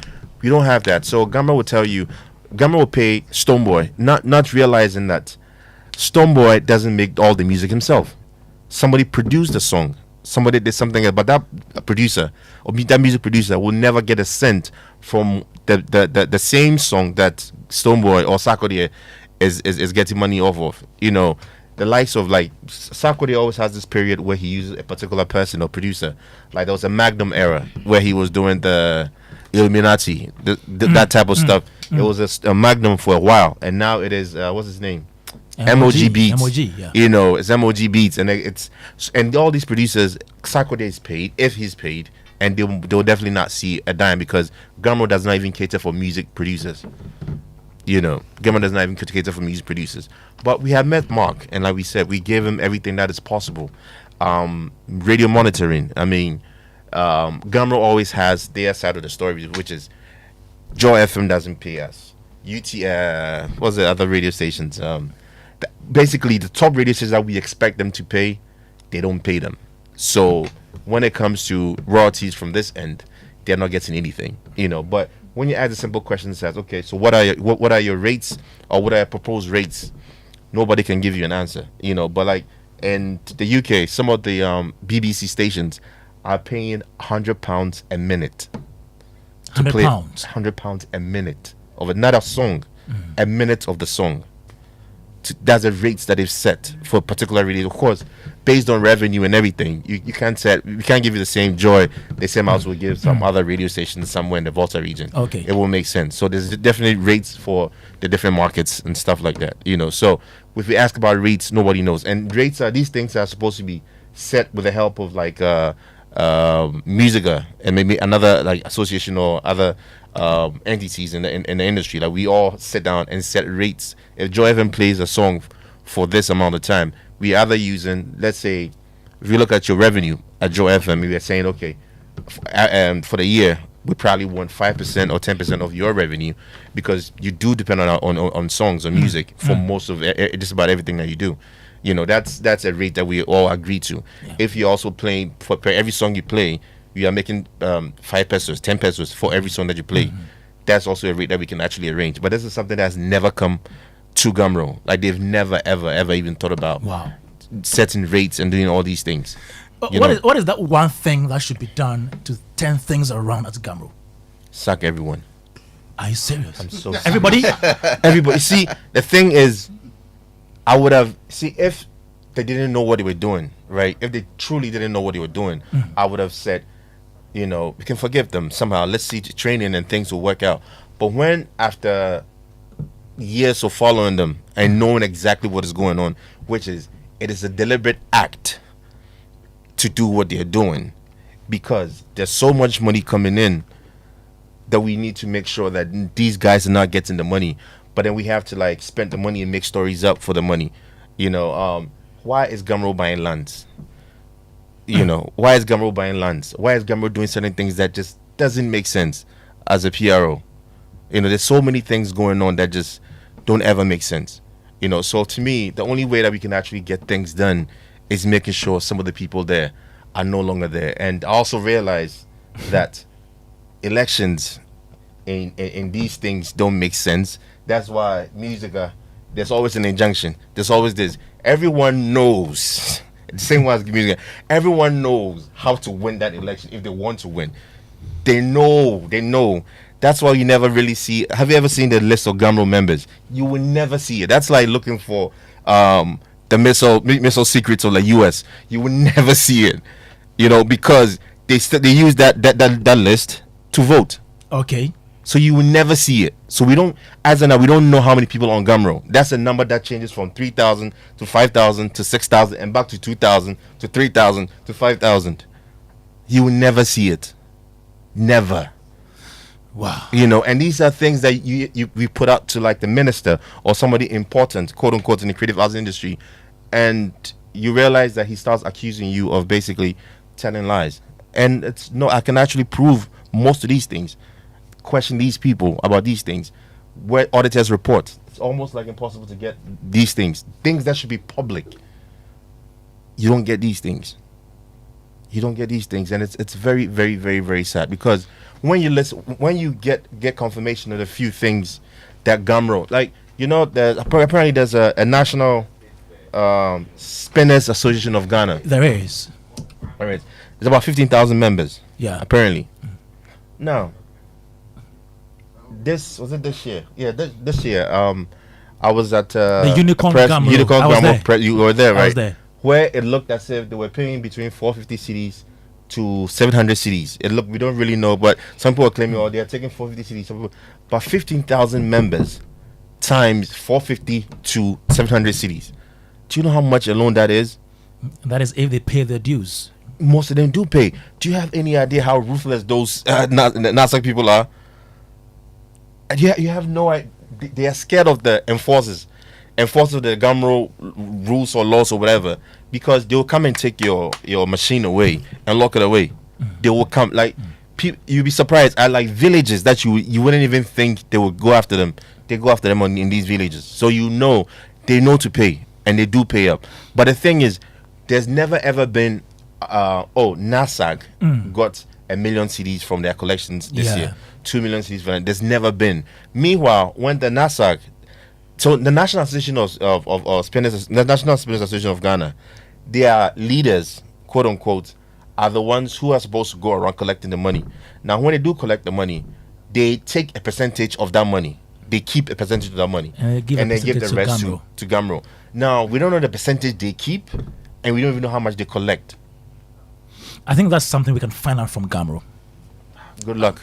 Thank you.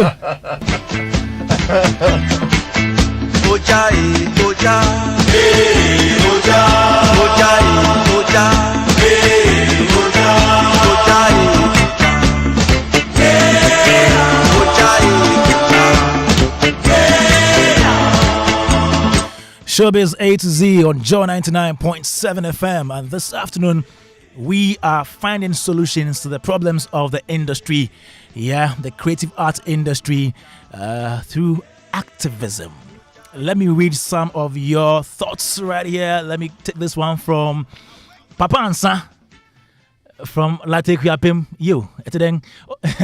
He says, "Good afternoon, honorable host. Please leave my man to spill out everything." Okay, he meant Kojo Prakudankwa. He has more information to give learners. Ghanaians, we don't like someone who speaks the truth.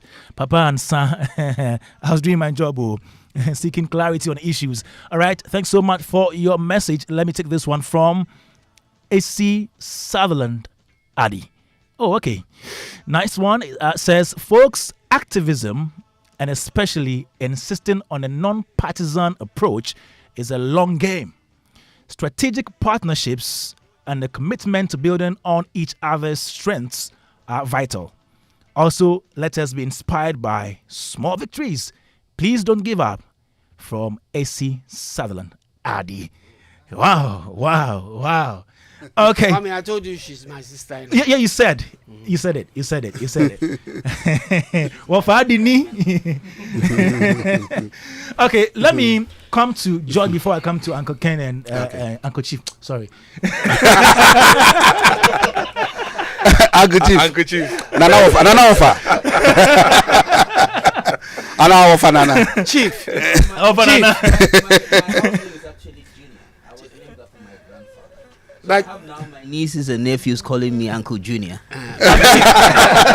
Chief, I need to ban them from doing so. Oh my Chief, God. you have to apologize for being called Uncle Chief.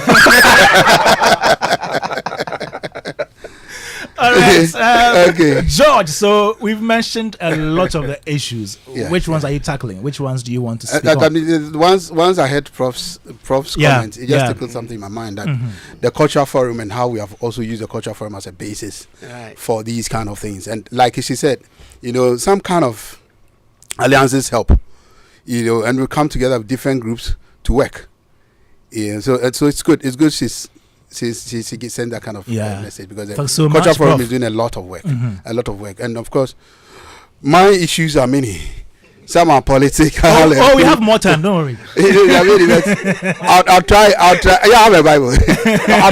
I'll try and pick it from where could you left off. Yes. So I'll try and keep it to where could you got to in terms of the cultural, the same bit. Policy, yeah. I'll talk about the policy too. Hey, Charlie, they're playing. No, because I'm a member of the review committee. Okay. That's what I want to talk about. Okay. And NTC is part of It's it part as of well. it, yeah. So let me just make a quick one on that one. Then after that, we can go to the other issues. With the cultural policy, started this way.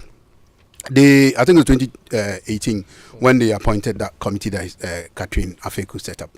And as they started, it was more at, where was it? I think the Du Bois Center, where the members were, pretty good because we had like 24 members. And it was good. And Professor Hagan was the head of it. Then we were going gradually, and they were telling us there's no money. But people were so committed that they wanted to put their hands in their pocket to bring it so that they would do their work. So we had 6 meetings within that period. Okay. And then after that, there was a change of minister. So everything halted. So when Barbara Otin came in, it was a problem because they said, they didn't, already they said they didn't have money. So when she came to me the issue, she said, no, okay, because you don't have money, stop and wait. I remember I went on Facebook to go and rant that we are not having the other one was the Act 9, our Which NFP act? thing. Yeah, And this one too, Yes. that is just a policy we are reviewing too. Then they called us to come for a meeting. Went for a meeting and they said, this UNESCO wants to put some money in there, but everybody's complaining about the foreign money, that somebody is bringing money to come and do a cultural thing for you, so they don't want to take it. And so for a period of time, we were still waiting. Then they called us back to say, okay, go ahead and start working. So we started working. In the middle of it, then UNESCO comes back to say that they want to put some money in there. And of course, at the last, what you mentioned about the organization of the committee, they accepted UNESCO's money, and it was published in the newspapers and everywhere. So UNESCO have given some money for the review to be done. Okay. UNESCO. Yes. Great. UNESCO have given some money, and there's a timeline based on that thing because we need to move faster. And NTC is part of it, Professor Nido, a whole lot of different associations that represented our How much was given? I think it's about $80,000 or so. 80 some. I've forgotten the actual figure. I've forgotten the actual figure. Okay. But you know. Is that you know, so we are working exceedingly. I can talk for the committee because I'm a member. Okay. You know that we are working exceedingly to make sure that we meet the deadlines, and we are looking at the end of the year. By the end of the year, to have fixed the major things. As for the writing, Charlie, plenty have been written. Plenty have been written. A lot of work have gone in there, and they are still doing a lot of work. And within the period that they have a roadmap that they're giving to us that we have to follow. And of course, once you've taken UNESCO's money, you have to meet the deadline. He knows. He knows. But I will actually. Yeah, I know you are going to take money, so you know the regulation. Yeah, much more. You know, so basically that's what is happening, and there will be stakeholder engagement as well after that stage. You know. So now please let me invite Kojo Preku. Oh, you will. You know If not, he will say you didn't. Okay, so the contract policy bit, Kojo, your problem will solve. We are there, and I'm happy that Thank you. Especially the culture forum, have done a lot of work towards that direction. And in that same manner, if you talk about the Creative Industries Act, they actually started it. That was when from somewhere 2015, 2016, you know. And then it truncated because when the new government came to being, they are set up the Creative Arts Council. Yes, and we had said that it was illegal because there was no law backing them at the time. So within that activism, then they came back to us. I like that one. Yeah. Then they came back to us that we should come and sit down. That's how come we had a stakeholder meeting. Otherwise, there wouldn't have been any stakeholder meeting. You know, and actually at that time they didn't have the document because we had drafted all the things that would go into the bill. They are not cited that yet. So they called us. And when we went and had that meeting is when they called Akunu Dake and all those people. Remember the Koforia thing that I mentioned about? It's the same thing. So what happened is that then the actual document was drafted, they brought it. So when they saw that, then they realized that they need to work on it. Then that's how come they went to see the subcommittee and Koforia and all that. And they went through all those metamorphoses to whatever stage that finally got to, and they had this emergency thing for us to pass it through Parliament. Now, what we also push for them to do is to do the legislative instrument, which you're a member of the committee, isn't it? Yeah. So 2020, I'm also a member of the committee. Yes. 2020, 2020. So we met. We've drafted it. I've gone to AG's office, gone through the process, and the draft is there. Now the problem is that we have to go and meet stakeholders. A Gamelio. There is no money. Of course, I mean, otherwise, what is it that is stopping that? No, but you've been given how much? No. I'm talking about the Creative Industries Act. I'm talking about the creative agency now. Okay, you've moved to. They are moved to the Creative Arts Agency. Not the culture policy. Not the culture policy. Culture policy. But the agency doesn't have money. Of course, I mean, there's money. We'll go around and go and meet stakeholders. Is that the reason they gave you? Of course, because the thing is that I've asked before. That's why are we not doing? Because see, when you finish the LI, the draft is not enough. I mean, and he knows about that because when we did the film one, we had this stakeholder meetings. We've gone to Tamale, we've done Kumasi. How is the agency run then? Yes. How is the agency run? I don't know because as of now, I don't know what is happening at the agency. Because after that LI thing, the draft, and we have a committee. So we went on to make, okay, where's the draft? We've seen the draft, you've seen all that is in there. Okay, now we need to take it to our people. Because the constituency is there. The constituency is the creatives. And we need to go to them, associations, wherever, individuals. And then we need to meet for them to look at it and say that this is right, this is wrong, this, that. And let them bring whatever views that they have so we can either edit some of the things out or put new things in there. And that's it. And at this moment, nothing is happening. If you can call Frank and ask him. Which Frank, please? Frankie Five. The one who has resigned. Is he still with the agency? I know he's resigned from the agency. Yeah, he resigned. When did he resign? Yes, Frankie has. A few months ago. Frankie Five resigned from Hits FM.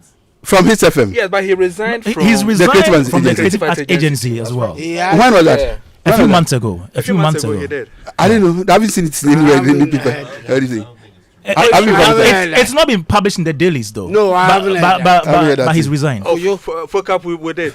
You heard what? You published it. Where? Which You heard what? He has resigned. Is that? Which media? What did you hear? What did I hear? Why is it so easy that we can all go and Alan trace it? Frank. Yeah. resignation from the Creative Arts Agency. Agency. Yes. So where is it? You saw a personal But resignation I remember letter. even No, I Uncle haven't seen Ken, a I personal remember resignation even letter. asking if he was appointed in the first place. Yes, for have him resigned. to even resign. Yeah, exactly. So maybe he stopped working there Yes, or having any engagement with the agency. It's news. It's news to me. It's news to me. Kwame, Producer now is calling him. Is resigned. calling He's Frankie resigned. Five to tell us himself from the horse's own mouth. So please continue. Okay. So Frank was in charge of this whole process, and later when you ask him, you say, "Oh, Charlie, resources."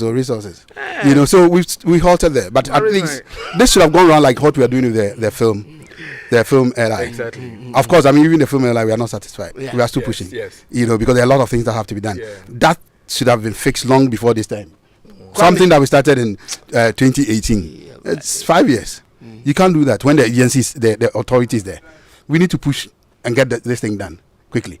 You understand? So that's the bit about cultural policy and the creative arts industry, and then now let's talk about the theaters. For me, it's interesting because you see, before the NFA came into being, we had gone to meet the Minister for Finance to lobby, so our name is, gets into the budget. Because of course, if you are not in the budget, they can't form an agency or a department without you appearing in the budget, because they have to have a budget line for you. Exactly. So 2019, before the budget was read for 2020, we went to see the minister and spoke about it and said that, look, when you say you, I said we. no, when you say we, I'm talking about our constituency as film people. Yeah. which group? Film people. Okay. Actors. Specifically, Okay. Yeah. Specifically, which group? I'm talking about the film the actors, industry. crew members, all those people. Together. Under which umbrella did you go? Under which umbrella? We went through the ministry because Catherine had organized that meeting for us to meet the Minister for Finance. As who? As film people who want the National Film Authority. Just as film people, without any. Any particular No. GAFTA. Oh, you're talking about associations and Yes. GAFTA, Actors Guild, all those people. A collective. So it was a collective. It's a collective. Yeah. Yes. Okay. Yeah, it's Thank a you. collective. Sorry. Yeah, that's You know, what I so want to know. we went to meet the minister and spoke about it. And then he really asked pertinent questions. He had time for us. And this theater thing, all these things popped up. Then he said, "You guys, I'm giving you time." He actually brought the budget officer into the meeting and said, "This is our budget." Apparently, that budget officer was Edu Koko's classmate at Legon. They were in School of Administration. So brought a woman there and said, "These guys want this. Let them write something to justify all these things that they want and bring it to us so they can appear in our budget." And we said, okay. We went back, sat for 3 days to draft all this. Our basically the short-term things, medium-term, long-term. And these things came up. This theater things and all those things came up. Within that paper, I proposed that we should look at it this way. We have one that we've already sold, the TV3. We used to have big recordings in Fela, Hugh Massacre and the rest. They used to come and record here at the Ghana Film Industry Corporation. Uncle Ken is here. You understand? So we used to have one. We sold it. The states today, if we say we are going to start anything new, we know how things happen in this country. We could start somewhere and leave it somewhere midstream. And it has happened to NAFTI. And I teach at NAFTI. So go and look at the monster, what we call the monster. Anybody who have attended NAFTI knows what the monster is. Huge project that they started. I went to first year, saw that thing there, completed school, how many decades now? And it's still sitting there. George, please note where you stopped here. I'll come back to you. But we have on the line Frankie 5. Let me speak to him. Hello, Frankie. Yes, Kwame. Good afternoon. Good evening. Good afternoon. Yeah. Should I address you as the Deputy Executive Secretary of the Creative Arts Agency? No, you can't address me as such. Why can't I address you as such? Because I've resigned from the Creative Arts Agency. Could you please come again, because the line was breaking? I think address me as such. I have resigned from the Creative Arts Agency. When did you resign? Look, Kwame, but you know this thing, so why they behave like no, no. My listeners don't know, please. They want to confirm. Hear from your own mouth. I resigned almost 2 months ago. Why did you resign? I think it's personal. I decided to take up some other personal interest. Okay, let me ask. You sent a message earlier on telling me that the act has been done. Has it been done? Yeah, Mr. Bosumpim, Seven and Co are all part of the committee that worked on the act, and it's been perfectly done. I mean, we spent time to put the act together. But he was talking about the LI. No, sorry. I'm talking about the legislative instrument, not the act. The LI. I'm talking about the LI. I mean, there was a committee that they were all part of, and it's been perfectly done. You can ask them in the studio. I've heard Seven. I've heard Bosumpim also. I mean, somebody just hinted me that they're discussing the agency, so I had to tune in to listen. So what you are saying is that the LI has been passed? It's not been passed. The draft LI has been perfectly done, and it's been submitted to the Ministry of Tourism. That's the right thing to do, and the minister will now have to give it to the AG department, and the AG works on it, and it's placed before Parliament, and Parliament will pass it into proper law. Okay. Thank you very much, Frankie Five. If we have any other information, if you have any other information to give us, kindly hit our producer up so we put you on air again. Thanks so much for your time this evening. Thank you very much, Kwame. So that was Frankie Five there. He has confirmed that he has resigned from the Creative Arts Agency. We knew him as the Deputy Executive Director, right? He was a deputy. Another illegal. Yeah, another very illegal deputy executive secretary. Because that position isn't in the books. No. It doesn't even exist. It doesn't exist at all in the act. Okay, maybe it was an appointment, within. By who? Okay. Let's end there. Please, George, continue from where you left off. I think in the process, in educating people, let's educate them well. Please do that for me. Process. Do that for me. The process that we went through. When we finish the draft, and it goes to the ministry, they take it around to the stakeholders, and the stakeholders will make input. Before you can't make laws for people, a particular constituency, and you let them have an input in it. So I think he jumped that process. Maybe it is just he just forgot, but that's what is supposed to happen, and that's where we got to. With the ministry, we have to take it to stakeholders. With the AG, they will go there and look at all the kind of things that people say, whether they have to amend certain places and all those certain portions or not. So that's the process. Now let me go on to what I was talking about. So this bit about the theater and all those things came, world class thing, and I said, look, I'm just being pragmatic. NAFTA has this monster sitting there. Let's push it in there. There are a lot of people who are against it. I said, but this thing belongs to the nation. So what's it? So I'm talking about the creatives who were with me when we were drafting this thing to send to them. They were against it, and I said no. What monster? The studio. Studio you're One. talking about Napsy's studio. Yes. Okay. The uncompleted studio. Yeah, and I've been there for years. Yes. So I said that, look, why don't we push this thing in there so that instead of going to build a new studio Correct. all over, we can use this one as a basis for the thing. So if I might be able to send you the document later on. Okay. So we drafted all those things, gave it to the minister for the minister to send to the finance minister. With all the budgets that go with the NFA if they have to pay anyway. And we were thinking about long-term things and short-term things, including even the LI. At that time, the LI was still not passed because we were halfway there, So the LI, including the LI, the formation of the NFA, besides the formation of the NFA, we were looking at a film policy for Ghana. Because if you go to even the Indians, go to the High Commission, the Indian High Commission website, and as soon as you click through that and you go to the creatives, you see all those things in there. Where you see who you can work with in the film industry, the music industry, all those things, they are there, are part of their website. And so we should also have a policy. If you go to places like Kenya, South Africa, they all have film policies. And that's where you have all these tax rebates and all those when you're going to film in that country, if you're going to do co-productions or international production across, so we should have all those things. So we listed them based on which ones should come first.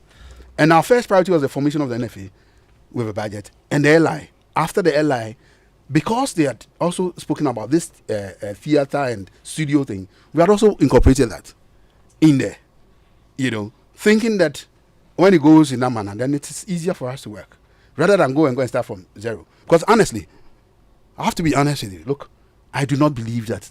I didn't even believe that was going to happen in terms of government building something from the scratch. Never. Because I was making reference to what they are done with NAFTA. Yeah. And it's also it's over a period of time, because look, in 2015, or was it 2015, when we were honoring Kinampao? No, it wasn't 2015. When was John Mahama the vice president? 2011. 2011, we were honoring Kinampao. John Mahama was invited and he came there, and he came to give a nice speech because he was just across, because the vice president lives closer to NAFTA. He said he feels shy passing by that thing all the time because he was a minister, deputy minister also, when that thing started. And he felt shy about it, so he made sure he fixed it. That was when he was vice president. Today, Charlie, Yamutu. Yes, so I'm looking at the politicians and the kind of promises that he gave to us. Because he was there for vice president for how long? From 2011 up to 2016, vice president and president. We didn't get it. And nothing was done to that structure. Until recently, when I heard that some agitation went on again and we're going to have that structure fixed. And then the person who was supposed to handle that thing to have been fired. The Dubahin banned from the finance. So now, at least as if we've been cursed. for decades, that building is still sitting there. So that's another issue. So I never in any way thought that they could do it. I thought that they could find a way, and which is where there's a structure already, there's space. You're not going to fight over land anymore, like what happened that they demonstrated and said Eastern region, they shouldn't put it there. But that thing too is another funny story, because when we had this meeting, there's a back story to that Eastern region thing. And actually, it wasn't a government program. It was somebody who was going to do that, and government was going to back him. So it was more like facilitation. And we are saying that, look, in that case, let the NFA be part of that. All the things that you are going to do, for instance, if it's land acquisition and all those things, let the NFA be part of that. And get that thing done, so the NFA will have part ownership, like a partner to it. Because somebody is bringing the money. It wasn't government money. I can tell you on authority. It wasn't government's money. So that thing that was going to be built in Eastern region. So when people started agitating and said, no, they said they would build in the Eastern region. I said, these guys are funny. They should just keep quiet and let them build. After all, isn't it for the industry? When they even sent it to Asante region, to what happened? Two groups were competing for it. And I said, why are we doing it? And I called them personally on phone to tell them, look, let's not do this. This agitation is not important. You see, that's where I was talking about that populist nonsense and that kind of thing. I said I didn't want to use the word, but I have to. You see, there's that kind of populist nonsense and there's populist sense. They are two different things altogether. And most often, the populist sense comes from a minority, not the majority. Do you get it? Why is it like that? Because it has to germinate from somewhere. One person might start that thing, and the rest will have to finally align. But most often, the majority of the people don't even know or understand where it's going to, and so don't mind you. They say, this it won't work, and don't follow it. Okay, you understand? Because that thing, a whole lot of the people did not even understand and know the background to it, and I had to call them individually to explain to them. They said, okay, but when the minister got there to Asante region, they started agitating. No, you can't put this on this land. They said, okay, then go and solve your problem. You know what it does to us? The politicians take advantage of that and said, okay, then okay, let them fight so that we can, because we don't even have money to do it. And that's exactly what has happened. Who so wins? We have to be, even in activism, you need to be strategic. Yeah. And so I'm happy what the prof said about the alliance and those things, because people know things you don't know. He might know something I don't know. So when I realize that, this thing is about this, the first thing I do is to pick a phone and call him and ask, Kojo, do you know about this thing? And then you give me some kind of education about that, or some kind of investigation that he has done. If I also do my investigation, I put it at his beck and call to say, look, Kojo, this is what we have. What can we do about it? Together. Then we get results. Otherwise, we'll be going back and forth. Because the politicians are even buying people, isn't it? They're buying people, and there are people who say that they profess to belong to a particular party. So whatever it is, once the party is in power, they will talk in favor of that party, and things will not happen. And that's what happened to our law. Yeah. Ask Uncle Ken. How many years did it take? 20 what? Took too long, man. Yes, and it is because of the same thing. When there's a change of government, they have their own people that they will use. They don't even want to see your face again. You are chief woman. You cry, you be MPP. Don't see you again. When the next thing comes, okay, you are George Bosompim. Okay, Masa, you cry, you are NDC. That's how they did. And they play us. And the other, your colleague in there, who's supposed to say, no. Look, we are fighting for a common goal. will not say that because he's just aligned to that party, and that's the end. And so we need to watch that when it comes to even activism. It is, you should be there every time, whether it is your party or whoever is in power. Why? Because look, if NDC is in power, if MPP is in power, I'll still be directing the films I direct. I'll still be teaching my students, and all that matters most is for my industry to flourish. So that even those are, why am I so concerned about all these things?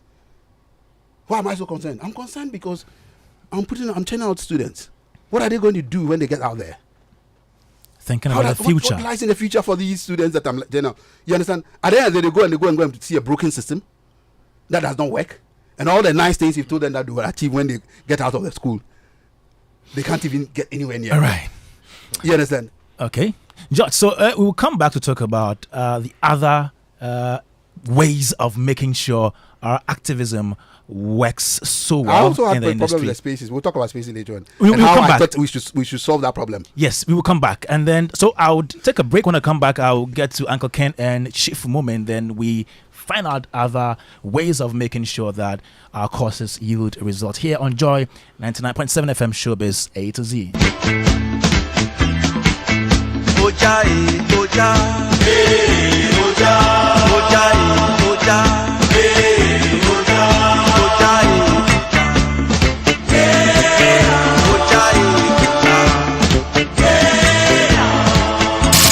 It's Showbiz A to Z.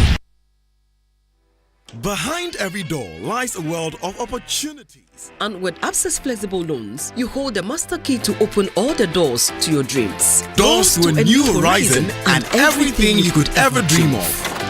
At Absa, we help you open the doors to all your dreams. Whether you want to buy a home, a plot of land, or finance your personal projects, our flexible personal loans, mortgage, and credit cards can make it happen. Visit absa.com.gh to discover how to get things done. That's Africanacity. That's Absa. Terms and conditions apply.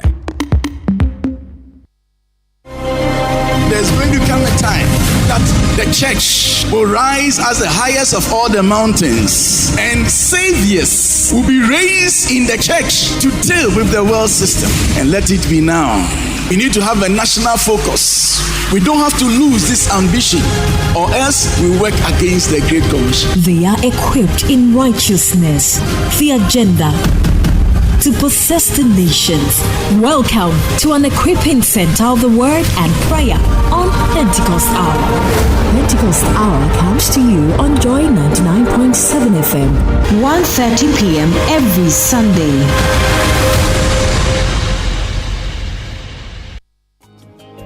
So the essence of my praise is centered on your grace. My name is Diana Hamilton, VGMA Artist of the Year 2021 and Brand Ambassador of Awake Purified Drinking Water. I am super excited to partner with Ghana's first charity-driven water to give back to our communities. Awake is a brand that makes a difference. We impact the world around us. That is why for every bottle of Awake water you buy, an amount is donated to the National Cardiothoracic Center. Yes, every time you quench your thirst with a refreshing bottle of Awake, you're helping contribute to save lives. So keep drinking Awake Purified Drinking Water and let's continue making a difference. Awake Water, one for life, supporting the National Cardiothoracic Center. This advert is FDA approved.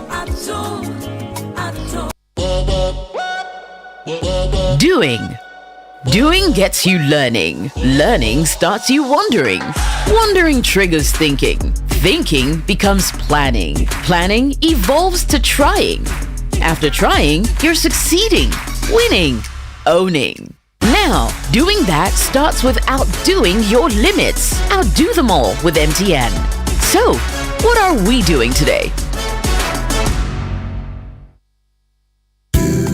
Gripping conversations, business opportunities, and inspiring life stories in the engine room. We have it all. Tune in to Springboard, your virtual university with Reverend Albert Okran, this Sunday at 7 p.m. on Joy 99.7 FM, Facebook, and YouTube. Catch the repeat telecast on Joy Prime every Saturday at 9 a.m. Sponsors: Enterprise Group, MTN Pulse, UMB Bank, and Central University. Media partners: Joy FM, Joy Prime, and Graphic Business. Springboard. Your personal value will shoot up. Here's where we turn around. Here's where we turn around.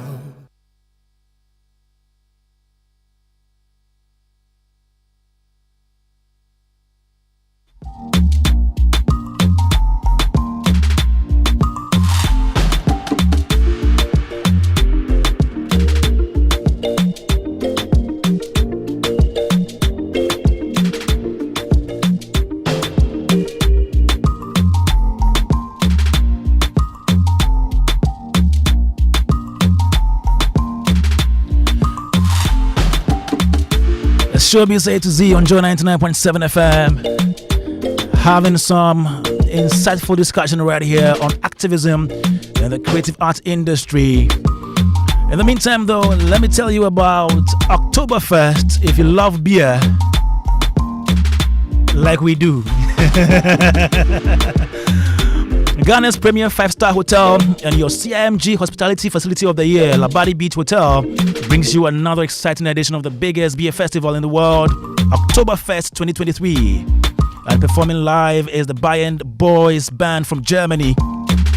So catch all the fun with German traditional food and beer at the plush Labadi Beach Hotel on 6th and 7th October 2023.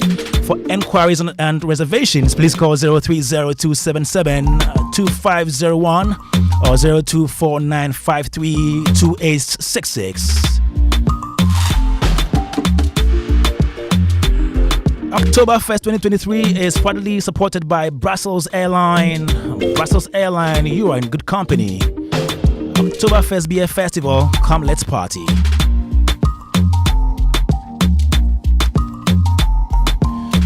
Now, are you ready? Ready to treat your callers to good tunes while you win incredible rewards and points by purchasing, renewing, copying, or gifting your favorite caller tunes? And you can win amazing prizes based on your total accumulated points. So, yep, build as many points as possible and you can win tons of data to stay connected to the things you love, or you can win an amazing 10,000 Ghana Cedis cash prize to splash on your fave things. So it's the perfect way to entertain your callers with music and get rewarded at the same time. You need to start collecting your caller tunes points today. Just visit callertunes.mtn.com.gh. And caller tunes is spelled CALLERTUNEZ, not S. So callertunes.mtn.com.gh or just dial *1355# to get started on MTN Caller Tunes service. Promo lasts till 7th November 2023. Terms and conditions apply. Yes, you are brave, you are confident, you are determined, and you deserve this. You need to treat yourself with a bottle of Puma drinks. Yes, Puma drinks are specially made for you, so enjoy Puma drinks in cola and orange. Puma drinks got you and your whole friends and family covered. You deserve to be celebrated every day, so grab a chilled bottle for proper enjoyment. Last, the hustle will pay off. Puma drinks, a whole new vibe. Best served chilled. You can call them on 0262 351 251. Then tomorrow, we'll be listening to the Word of God. It's Pentecost Hour. It's a religious broadcast program sponsored by the Church of Pentecost. And it comes your way with the chairman of the Church of Pentecost, Apostle Eric Nyameche, on Joy 99.7 FM at 1:30 p.m. every Sunday. So tune in every Sunday at 1:30 p.m. as Apostle Nyameche brings you life transforming truth that nourishes the soul, ignites passion, and restores hope in the nations. Church of Pentecost, we are possessing the nations for the Lord.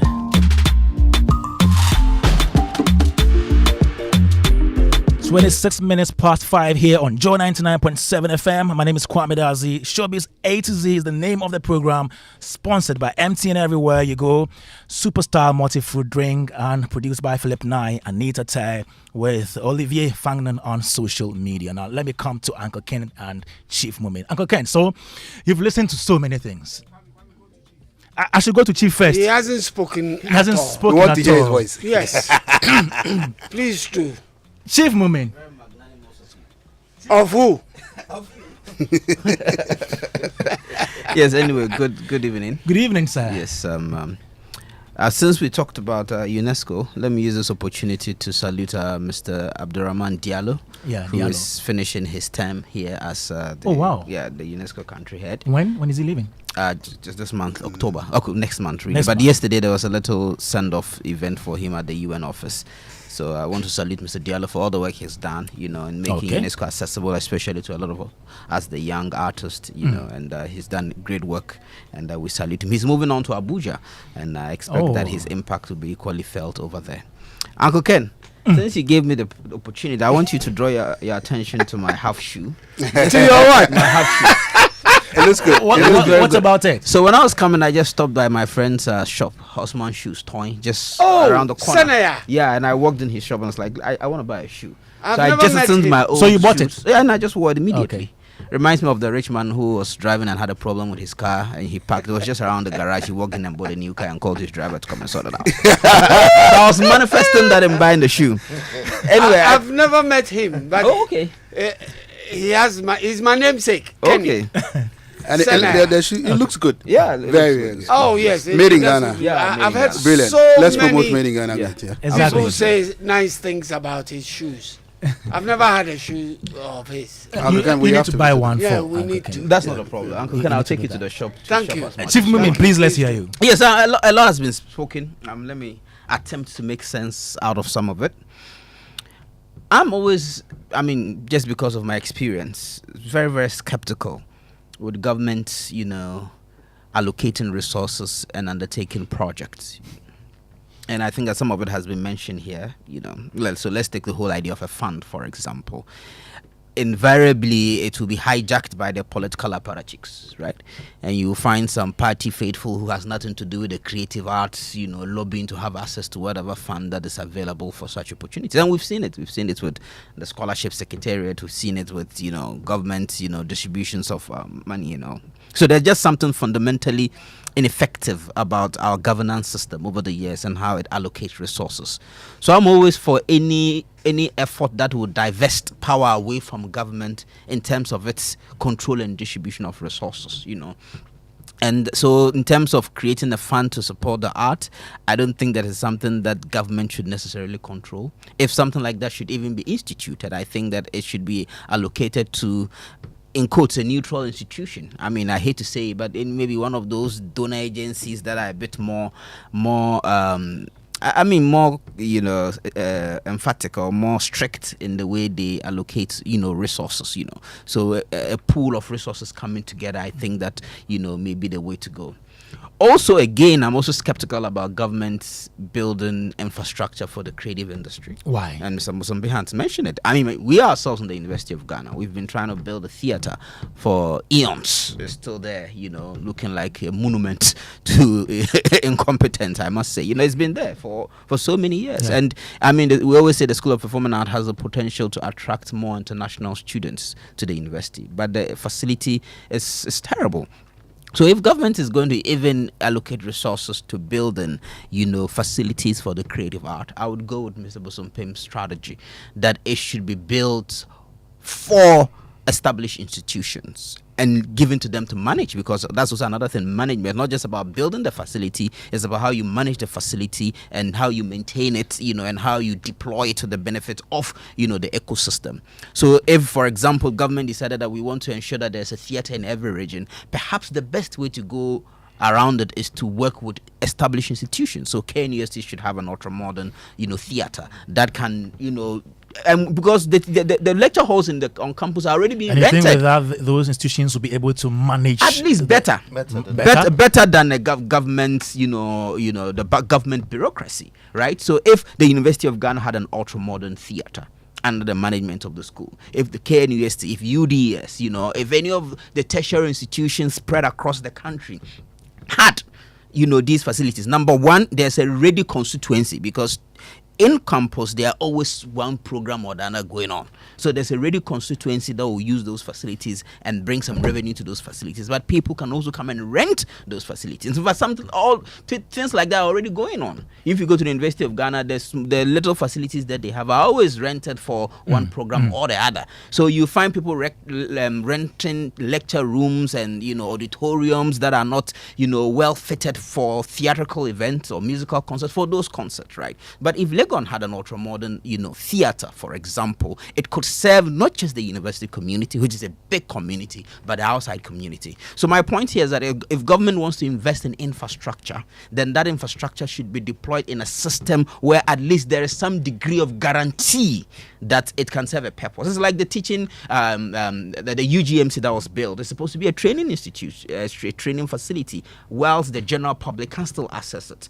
NAFTI's foremost, institutions, for film studies in this country, NAFTI ought to have an ultra-modern studio that not only serves as an opportunity to teach the people, the students, international best practice, but also industry people can rent those facilities to create those movies. So we always have to look for the low-hanging fruit and not try to reinvent the wheel. But even if government says we don't want to do all of this, we ourselves, we still want to have a control of the building of infrastructure, studios, theaters. For me, the best way probably is what has been used for industry. So, for example, you think of the free zones. Government creates a particular enclave where businesses, that has some special incentives to attract businesses, to build factories and all of that. How about us think of creative zones, where at least the basic infrastructure is there in terms of the land, electricity, whatever, incentives, tax breaks, and then we kind of use this to draw private capital. Because anyone who is investing in anything wants some degree of certainty, that this land is not disputed, that I'm going to get returns. So why doesn't government focus on those policy issues and create creative zones that would attract investment? I would also say that they are low-hanging fruits, listening to what Mr. Bosompim and the likes are talking about in terms of the policy environment. These things, in the scheme of things, don't cost a lot of money. They don't cost millions, hundreds of millions of dollars like you'd cost on heavy infrastructure projects. So I am at a loss as to what is preventing us from putting appropriate resources. If government says we want to dedicate $1 million or $2 million, I'm speaking in dollars, right? Just so that we can clean up the policy space, just so that we can do whatever engagement that we have to do, we can sponsor the bill so that we can at least get the regulatory framework right. If we can build the high cost infrastructure, the hundreds of millions of dollars or millions of dollars of infrastructure, at least let us create that enabling environment that would enable us, to take off. So we can't have a country where, for decades we're still talking about policy, that this policy has not been passed, we're not able to do the road shows to engage with stakeholders. I think that these are, for crying out loud, low-hanging fruits. So that maybe governments to come must begin to have realistic ambitions. If a government even comes and say, look, for 4 years, I just want to clean up the policy space. I want to ensure that all the regulations that you need for this industry is put in place. Even if I don't do anything at all, minister, this is your charge. This is what cabinet has put you up to. How much do you need? It is not going to cost us much. Let's give it the budget allocations. Engage with the unions. Make sure that all the structures are put in place. Try and prevent all of those infightings. Let us have clarity. Let the Attorney General come in to ensure that the policies, whatever, if all that I achieve in that 4 years is ensuring the proper policies and laws to regulate the industry, to bring the thought leaders, because at the end of the day, everything must start from a foundation of careful thinking. So bring the thought leaders together, think of, what is needed in terms of policies and laws. I mean, we're talking about, rights and licensing and paying of commissions and all of that. Let us think through all of these things and then lock it down in law and in regulation. Because sometimes so I feel that we are trying to be jack of all trades and we end up being masters of none. So the same problems that we talk about, they recur. And it's not just the creative industry. When I was in school and I was reading about the problem of agriculture, those problems back in JSS that I read about 20 or so years ago, 20 years. I mean, I have some years under my belt. Those same problems are still recurring. So for me, my greatest angst in our society is that it seems we are not making the kinds of progress that we need to, because we are always going around the circle. So why don't we just go one problem at a time? What if there's a reason for going around the circle? Okay. What if it's deliberate?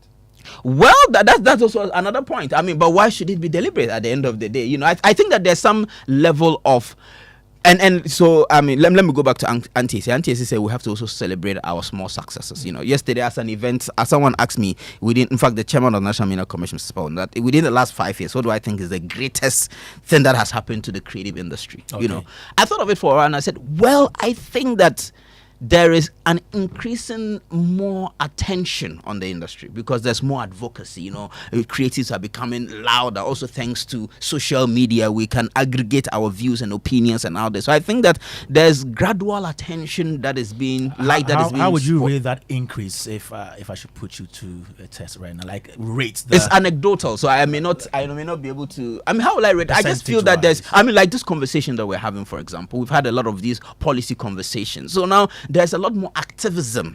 I mean, I stand to be corrected. Maybe I may not have been in the industry for as long as Mr. Bosom Pim, but I feel that in the last decade, I mean, and government is responding slowly, not as much as we would want, but at least now you hear the president talking about the creative industry in his State of the Nation address. You know, in previously, we're not even in the manifestos of the political parties. We're not even in the manifestos now. So at least in that respect, activism is beginning to yield some level of recognition.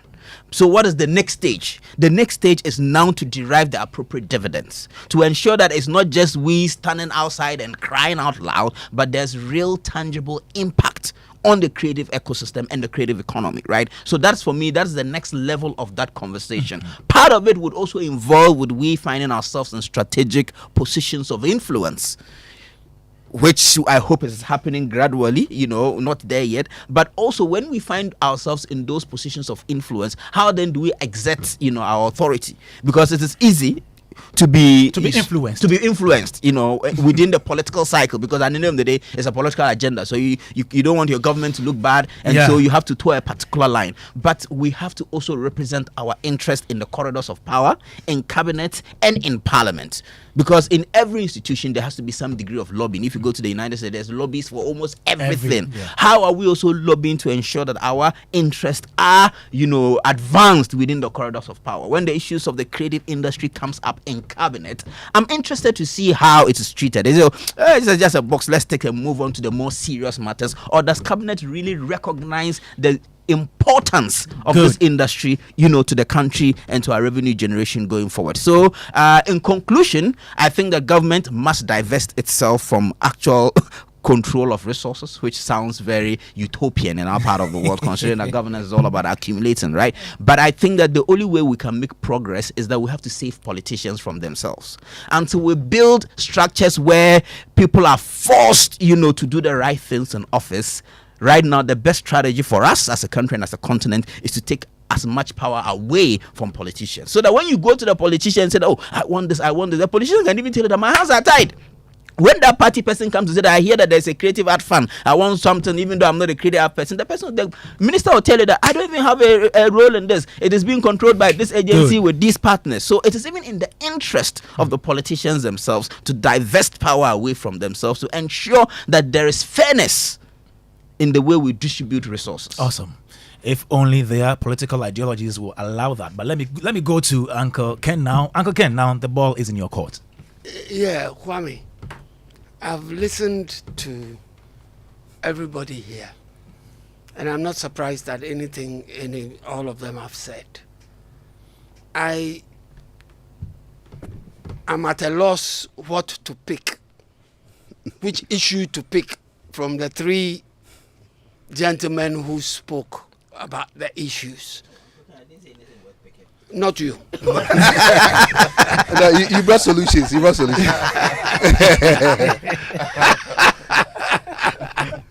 You know, when Kojo was speaking, I was sitting here, I was listening to Kojo. I said, "Yeah, ready." Kojo nti wunye. He kept going on and on and on and on and on and on about issues that pertained in the industry, you know. And then my brother George also spoke. Seven also spoke. And I said, yeah, which of the issues that have been raised can I comment on? Because everybody came up with issues that need addressing. So I'm sitting here and I'm saying to myself, we are lucky we've had these gentlemen in the studios. Over the next 3 months, maybe once every month, I think if we pick on one sector and address the issues that have been raised by them and look for solutions, then we might be getting somewhere. Because if we put them all together, mind-boggling. Part of the activism. Yeah. And we don't know which one to take first, which one to take second. So I'm only saying that I think we should pick one sector once a month between now and the end of the year and deliberate on the issues that they've raised. Sure. From that sector. It's in our books. Don't worry about that. I'm glad that it's in your books, because you see, I would want to go along with Kojo, because Kojo raised issues about some sector that I have been involved with. Everybody talks about funding. The film bill has a film fund, a film fund, which from 2016 till now has never been established. Yet the film fund, the sector on the film fund... A few months ago, Juliet said it will be operational from next year. George, you were there during the NFA the stakeholders engagement. Yeah, she said what? It will be operational from next year. From next year? Yeah. Which is 2024. Yes. That's when it will be operational. The film fund sets up people who need to contribute, how the fund needs to be organized, who is supposed to get what. And then right after that came the Creative Arts Agency 1 too. That also sets up a fund. And I said to myself, hey, Sikane Fihina Beba. Do you know, so we have issues. And I just think that, I agree with with seven. The problems the way they are, no. But we need don't have hope. No, we need to keep at it, because if we give up, then it means we are lost forever. We can't give up. You know, we need to keep at it. But the funds aspect that people talk about is what worries me. You know why it worries me the most?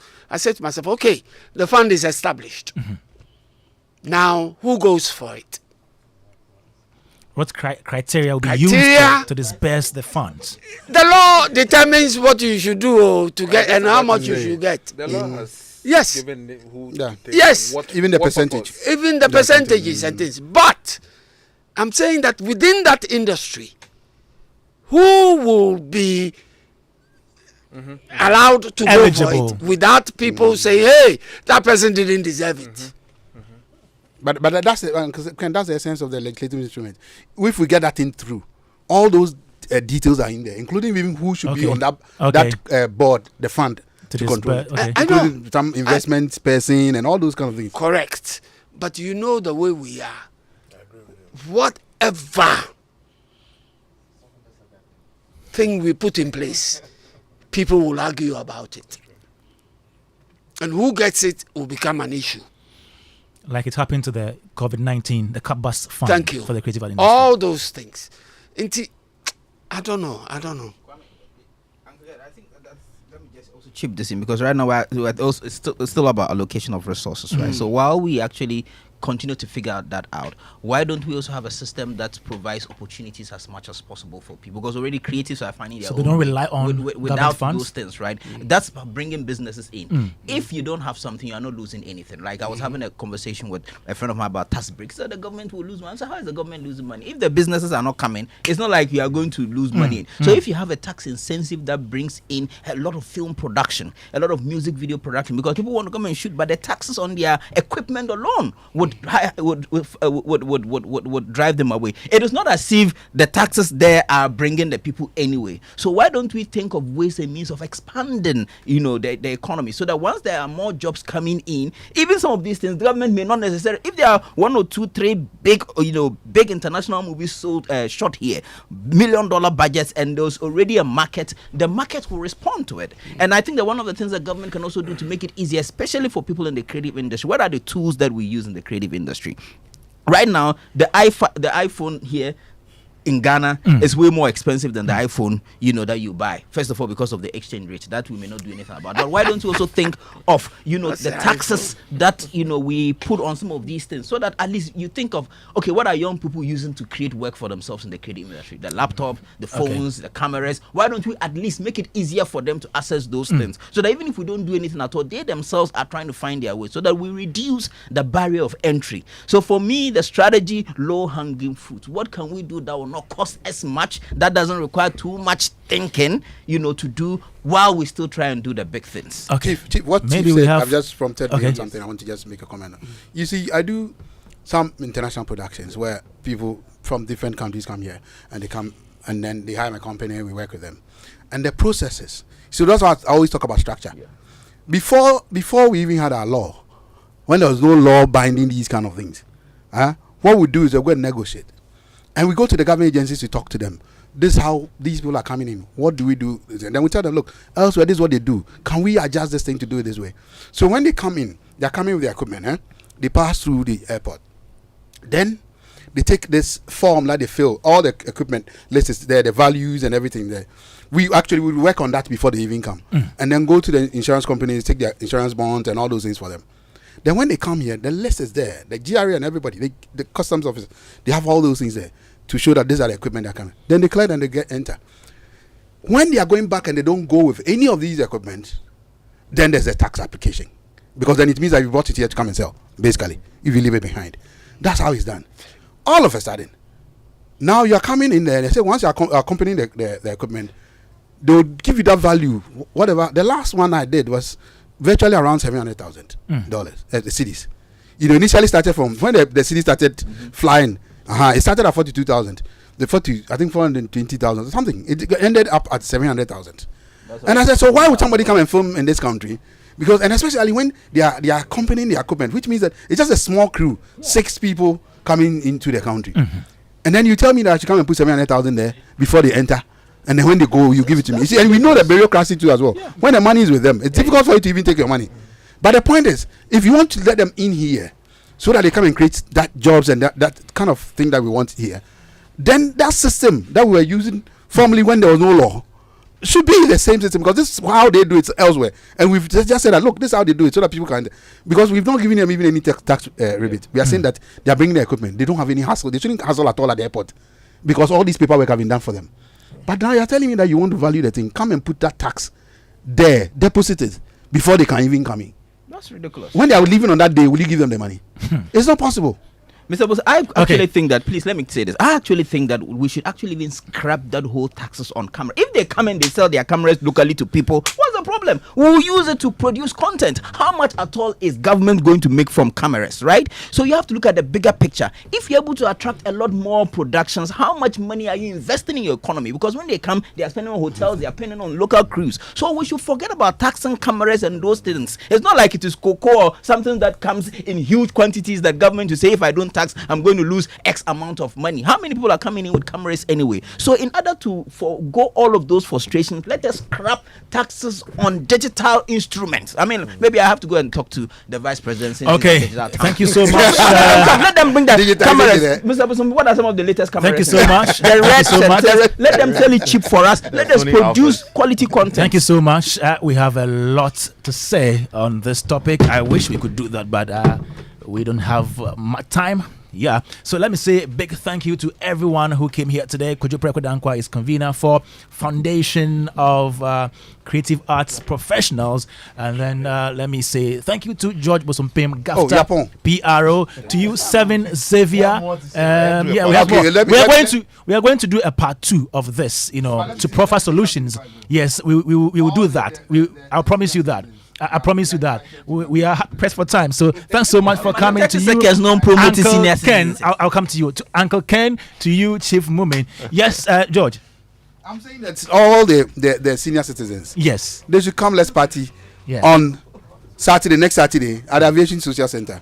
There's a lot of games that they can play with, a whole lot of things, and they come and meet other associations and retirees who want to, come and play around, come and have good music because there's live music. Then there's food. We'll serve lunch at 12:30. Thanks so much. Yeah. So the part 2 would focus on the various forms of activism and how to deploy them to achieve our causes or whatever we want to achieve in this industry, creative art industry. It's been great having all of you right here. Joy 99.7 FM Showbiz A to Z. And today our focus was on using activism as a tool for development in the art industry. We're back same time next week. Yeah, so do make a date with us. My name is Kwame Dadzie, show produced by Philip Nye with assistance from Anita Tay. Olivier Fagnan was on social media, and the show was sponsored by MTN Everywhere You Go Superstar Multi-Fruit Drink. We're back next